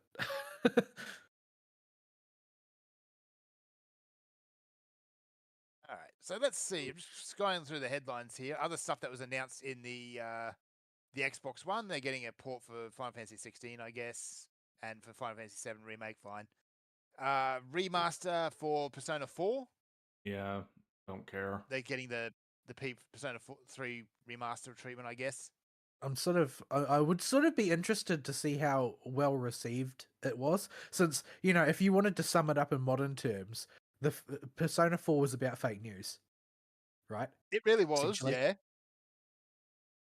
But unquestioningly believing authority is like that's now the done thing. It is kind of the thing, yes. It's true because my my yappy phone box told me to. The Y box. Yes. The basically Persona 4 was a failure in the sense that nobody heeded its message. The message was fundamentally the truth is more important than the comfortable narrative. Yes, that's literally the story of the game. And like the world as one chose the comfortable narrative during COVID. Yep, and continues to. And to a point where anytime me and Vol start speaking some truths about COVID, Fern goes, eh. We also got I know what the YouTube is like when you start going down that route. Yeah, because Mostly Peaceful isn't on YouTube anymore. Ask us why. Yeah. Because YouTube wouldn't let it stay up. It's not like anybody was watching them. We don't have that many viewers. We had like 8 to 12 viewers an episode. It was still getting taken down. Yeah, one of those viewers was probably the review bot. Over half of them were probably the review bot. Yeah, probably. Or various bots of kinds. Feed the bots. Other basically, games? Oh, go on. Go on. Oh, go on. I was going to just move it along. Yeah, that's why I said go on. All right. Neverwinter Nights 2 is getting the full remaster as well because Wizards of the Coast. Because nobody can make new games. Nobody can make new games. It's impossible to make new games. And BioWare has no talent. Is BioWare doing it? Let me see. BioWare did the original. Who's doing it? It doesn't actually say. I don't have as much nostalgia for 2 as I do for 1. There we go. Aspire. Not I have an incredibly deep well of nostalgia for Neverwinter Nights 1, and it is much more desperately in need of an update than Neverwinter Nights 2. Neverwinter Nights has Deacon. That's all you need to know. Well, Deacon does appear in Neverwinter Nights 2, but he's sort of like a bit NPC. Yeah, he's just a guest appearance. Yeah. He also appears in the Neverwinter MMO, but again, as a guest appearance. Unfortunately, this is one of those things that is a phenomenon. Deacon sort of became a lesser drist. So I have a friend who draws things, and he's sort of like tangentially connected to a bunch of communities, including like furries and D&D players and all this sort of like the when I say D&D players, I don't necessarily mean like mainstream D&D players. I mean D&D players who are a bit weird about it. Oh dear. And apparently there is a disease in that particular fandom, you know, where Drist doesn't have as much credentials because he's not furry in any way, where every man and his dog makes a kobold bard character. Oh no. They're just like crawling out of every orifice, so it's actually become incredibly passé. Why do the weird people have to ruin everything? I don't know. But this is one of the reasons I could probably never actually do art commissions. I can't draw for crap, for one. Well, let's say that you did. I know people who are into that, and the word out of there is you will never have to work another job a day in your life if you're a decent artist, if you don't put any limits on what you're willing to draw. Yeah. Because the furries will pay you ungodly amounts of cash for the most disgusting shit you can imagine. Furries have way too much money, and I don't like it. So yeah, if you've got no scruples about what you draw, then yeah, the sky's the limit. Hi, Like, Pastor. those communities spend a lot of money on commissions. I've never commissioned anything, but you can in the amateur circles, if you just want like art of a original character of yours, you can find somebody who's going to work well below minimum wage to produce really solid material. If There's you a look. lot of them out there who like specialize in just doing character art for D&D campaigns, for example. Yeah, you can find people who are really good at that and who will offer extremely reasonable rates, possibly even, to their detriment, reasonable rates. But the big money is in things that nobody in their right mind wants to draw. Yeah. Things you don't know about until you look at the tags that exist on DeviantArt. Things that there shouldn't be tags for in any sane world. Yeah, They all just come under the tag of nope. yeah, pretty much. My pastor. You know a story's good when it starts with that. Yes. It's going to involve people waiting for boats on a roof. No. What? Oh. yeah. Was giving examples of the degeneracy of the human era that we live in to the congregation at large when he was giving examples to emphasize his message's point, which is how far society has fallen. This was many, many, many, many months ago. And he spent 2 minutes going on how degenerate, as safe for work as he could, which was a feat of strength, I tell you, about how just degenerate furries were. That honestly would have been a sight to see. This coming from like a 50-year-old man who probably had 50, 60 now. Oh no, he's got to be 65 now. Golly, I'm getting old and so is he. That probably only heard about it from his kids. I don't know. He might have seen them in the wild once and was just so horrified that it lodged in his brain forever. It's He possible. was in Vegas or something during a furry convention or something. Yeah, maybe they went on a parade in Atlanta or something disgusting. It's possible. But there you go. Because yeah, as much money as the artist can make, if you can make costumes, oh boy. But yeah. You know, there are people who actually buy those secondhand because they're so expensive. Ew. Yeah. Ew. I'll remind you of the Internet Historian video. And that's all you need to know. You don't need to go further down the rabbit hole than that. Do not go down the rabbit hole. Anywho, let's get back on topic because ew. Yeah, so Neverwinter Nights 2, the remaster. I liked Neverwinter Nights 2. I don't think it was as good as the first one though.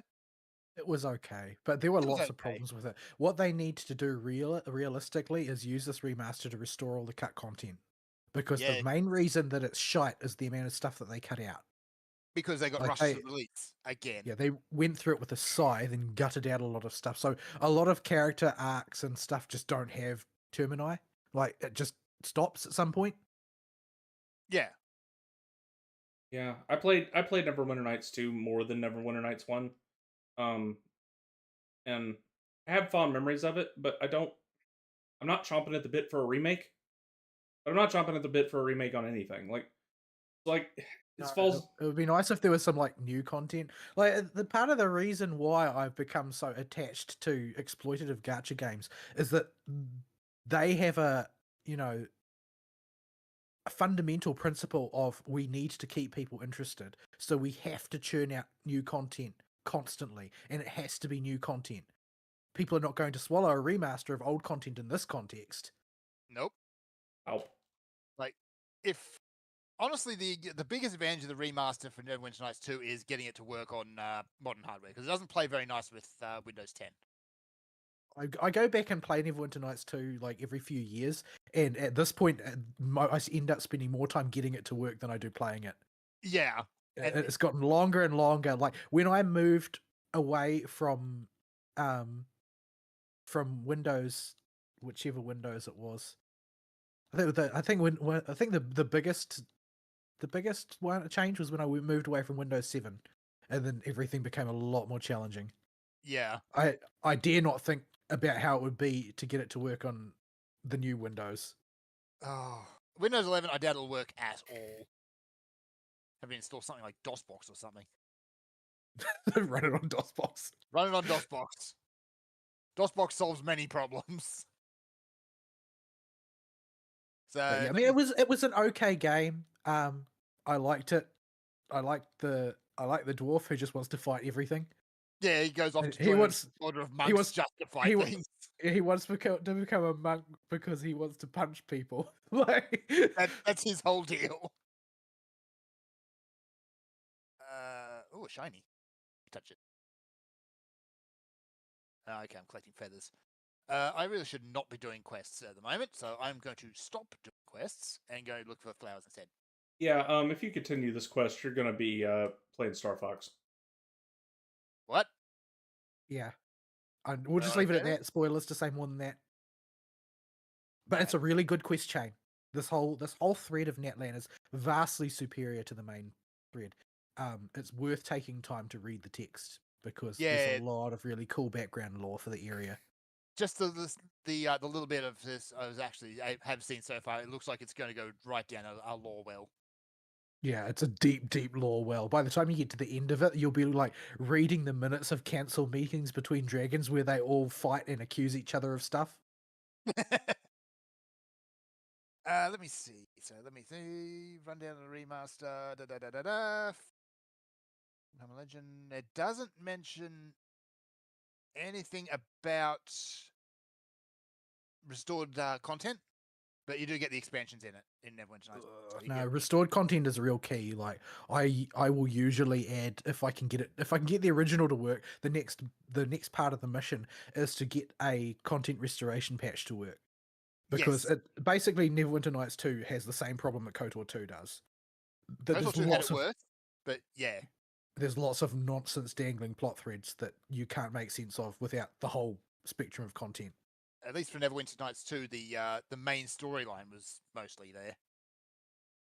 Yeah. KOTOR 2, the main storyline has just made big chunks taken out of it. Yeah, like most of like the character interaction stories and Neverwinter Nights 2 were either truncated or just gone. Like Yeah. Originally, like all of the characters were romanceable, and they had their own lengthy character stories and so on, and they just all got gutted out. So, like, and it's particularly disconcerting because the ones that they picked in to leave in were just the ones that were the sort of like the most mainstream popular ones. So, of course, you can romance the elf druid lady if you want to call it a romance because it comes off actually kind of creepy in context. But like the character that you spend nearly all your time with at the start, Nishka, the annoying tiefling girl, like she had her own romance plot thread, and you spend more time dealing with her and her issues and her past and that than anybody else. But then her character story just kind of stops. Yeah. Like your character and hers and never grow any closer, and your friendship sort of terminates. Yeah, it was like it was at that point you're supposed to really either commit to a romance or just continue being a friend and wrap up the story there, but it doesn't. It just stops. So yeah, the whole game was basically unfinished. Yeah, but it was solid. I haven't played the expansions, but I've heard that some of the later content is actually really, really good. Yeah, Storm of Zahir in particular kind of changes the way the whole game works. Oh, talk to It gives this you a guy. world map. Talk to Hildebrand. I have many questions. Talk to Hildebrand. Well, you've done the Hildebrand quest. You know how this goes. You just want to beat up Hildebrand is what you want. So yeah, Mysteries of Westgate I think was a small piece of content as well, and then Mask of Betrayal was the second part of the main story.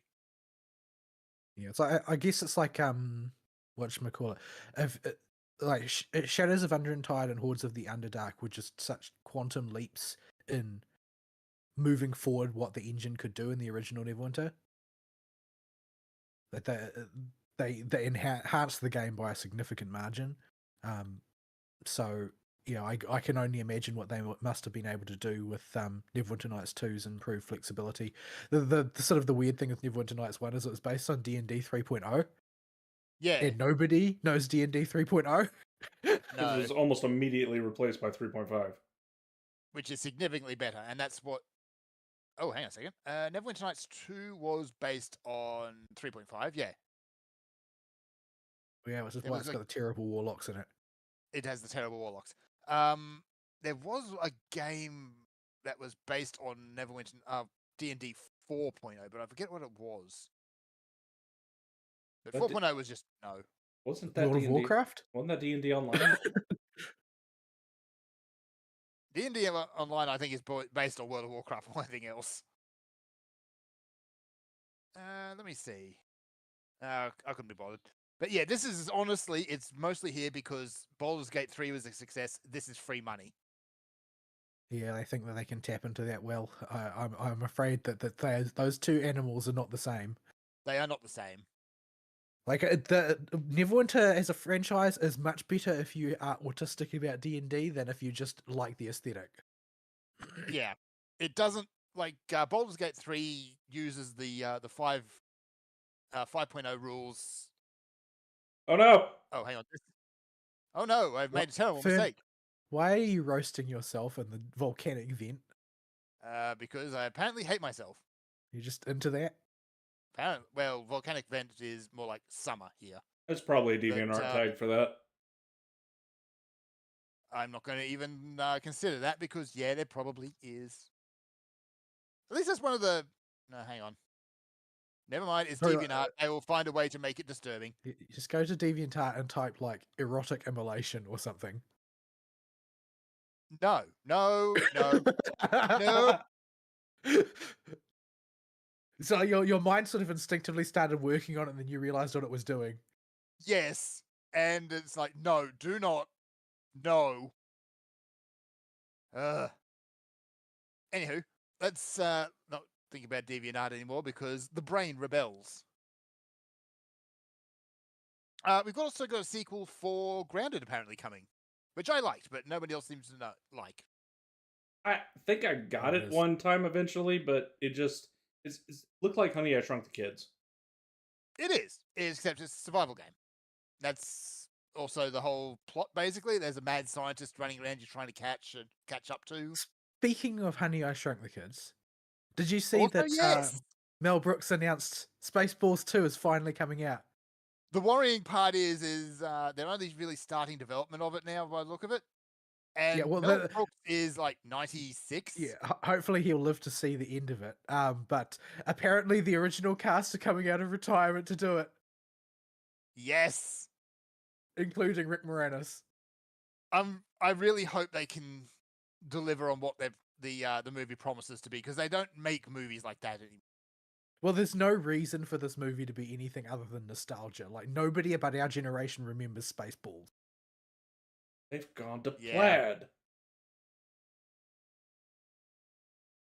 The fact that Black Watch Plaid is an actual thing in Australia is testament to how good that movie was. Oh, there's a teleport point over there I haven't touched. Arts. Oh man, when he says he got that ring out of a Cracker Jack box, oh no, nobody knows about Cracker Jack boxes anymore. No, yeah, I just assumed it was a type of cereal or something because they don't have it in New Zealand. It's a caramel popcorn. They usually got some half a cent to make trinket in them for the kids to play with. I see. There's probably a kid somewhere who did eat it as a breakfast cereal. Very, very popular as a baseball game snack because they were cheap. I see. Caramelized popcorn is really good. It's enjoyable. We have Lolly Gobble Bliss Bombs if you want to go down that. That sounds significantly more Australian than Cracker Jacks. They are caramelized popcorn with nuts. I think that I have probably watched Spaceballs more times than I have watched any other movie. Possibly the next 3 put together. Like, it is by far the most watched movie of any movie in my life. I've rewatched it countless times. I don't think I've gone that far with it, but I have watched it quite a few times with my friends. It was like Yeah, just a very popular put on background movie whenever the nerdy friends get together. something dumb and fun. Honestly, for me though, it was Men in Tights. I haven't seen Men in Tights this many times because it was harder to get a hold of. They only showed it on telly like once or twice when I was a kid, and I wasn't able to VCR it at the time, so I didn't have access to Incidentally, it.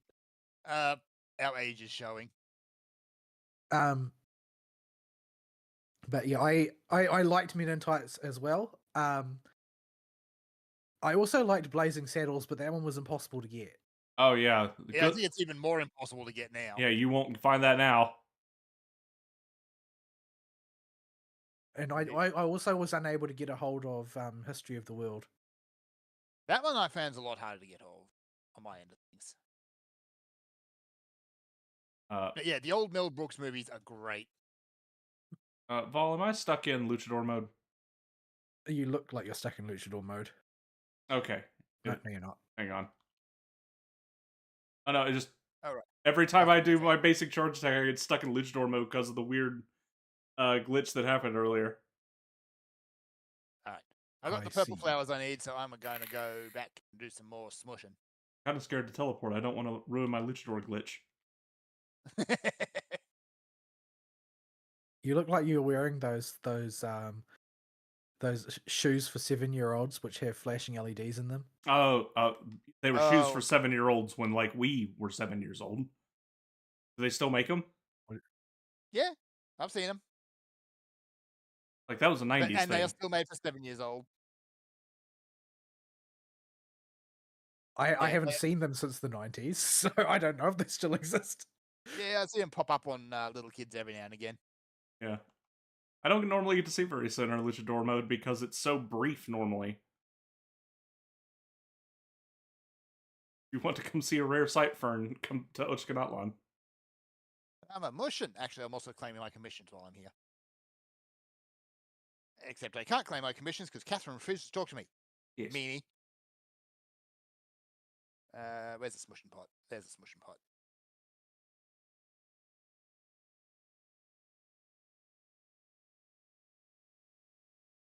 Yeah, my Night Soul bar is totally bugged out, shows itself as full constantly. That's a fun bug. And whenever I do a basic charge and jump, I just get stuck in luchador mode.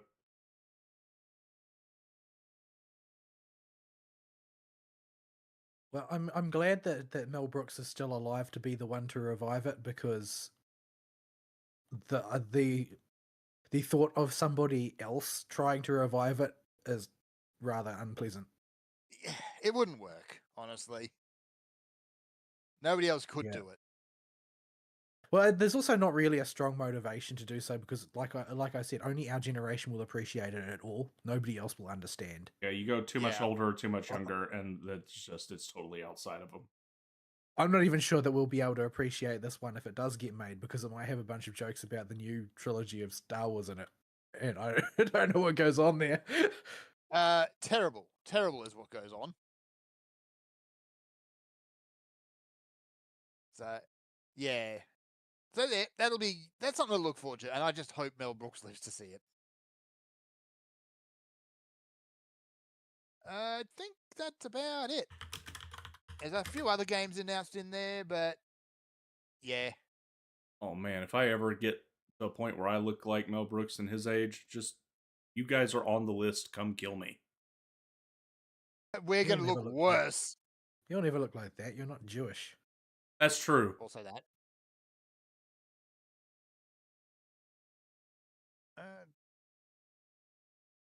Let me come over and we'll see what you are doing. I gotta come over here. I still love the musical number about the Inquisition.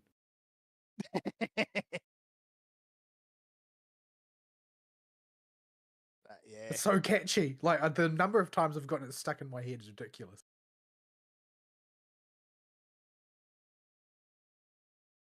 You got a luchador Mukau? Mm-hmm. Normally, you don't get to see luchador Mukau very much because you don't use the full ultimate. Yep. You have to come up. Does bird go up a volcanic vent without cooking? Yes. Okay.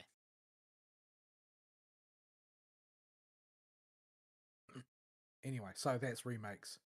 What else are we talking about? I would love to have some actual news to talk about, but with new releases and content, but that just doesn't seem to be a thing. Nope, it's the end of announcement season, and they had to get the rest of the announcements out. I mean, the rest of the re-announcements because we can't have any original IPs anymore. Well, duh. Original ideas? What is it? That is not something the AAA market does. Like, ever anymore. So yeah, if you want good stuff, ignore the AAAs at this point. Yeah, and for better or for worse, mainly for worse, the gachas are all doing real well right now. Wuthering Waves released on Steam. Yep. And it's doing really well. And my feed for ages has been just completely clogged with people talking about what a banger the story is this patch. And I'm like, I don't have time, I don't have time, I don't have time, I don't have time. Yeah, you've got ZZZ's Revival and the Waifu Peninsula. Wi-Fi Peninsula? I gotta find where you guys are. Are you down there? I am bird. You are higher than we are. I upbirded too much.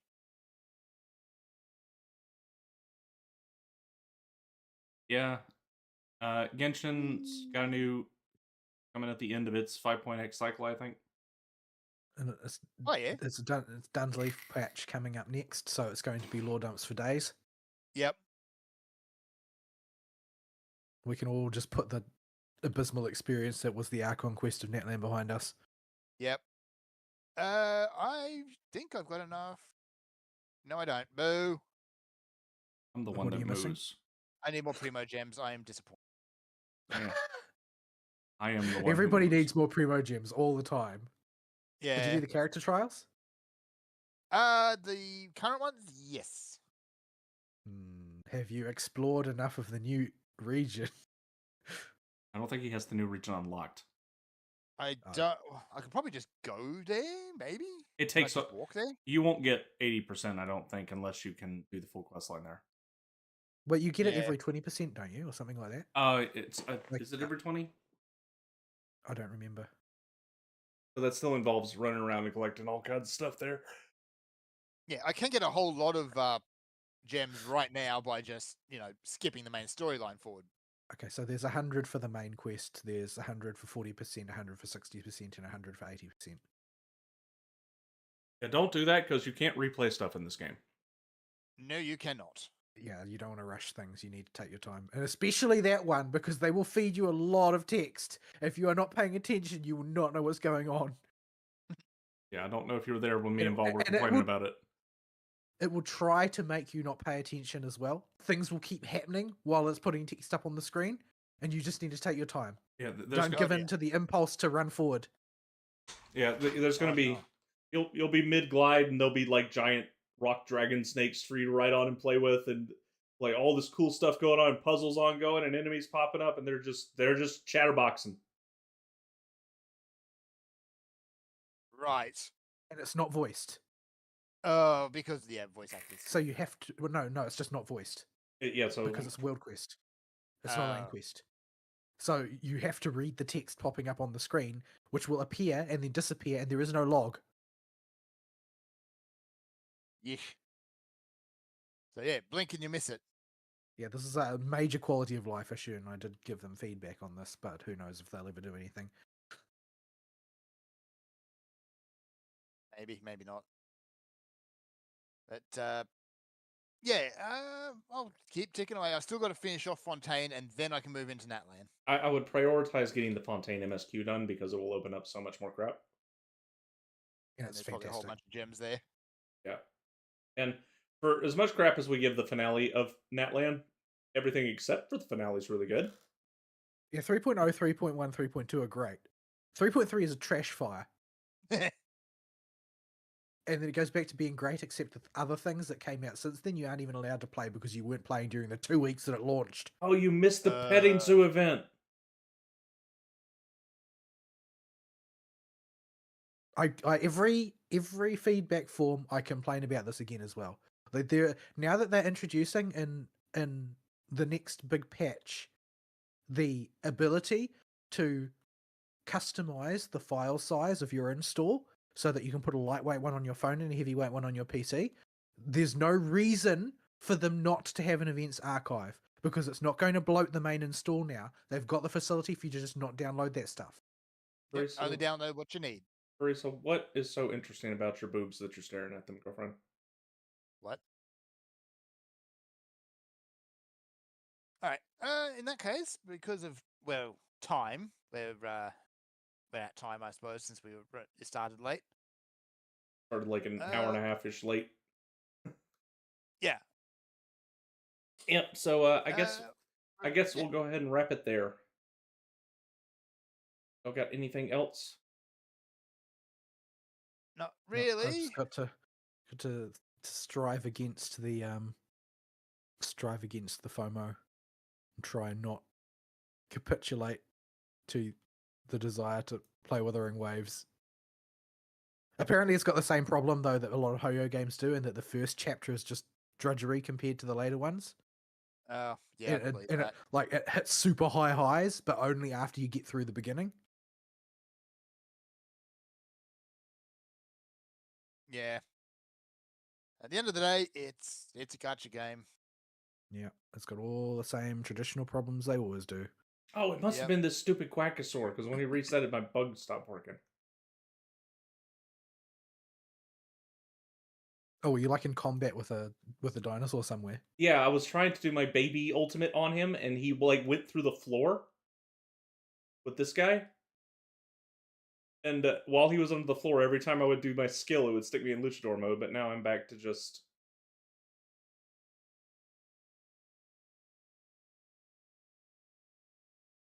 Yeah, luchador mode just goes away. Oh, his buddy's not happy about it.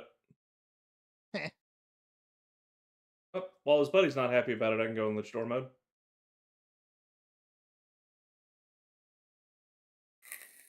Yeah. All right, take us out. All right, folks. We'll see you next week. If you got anything that you saw in the Xbox showcase, because none of us watched it in full, you can let us know. And let us know about anything else going on in the games you're playing. We will see you then. Sayonara. Bye-bye.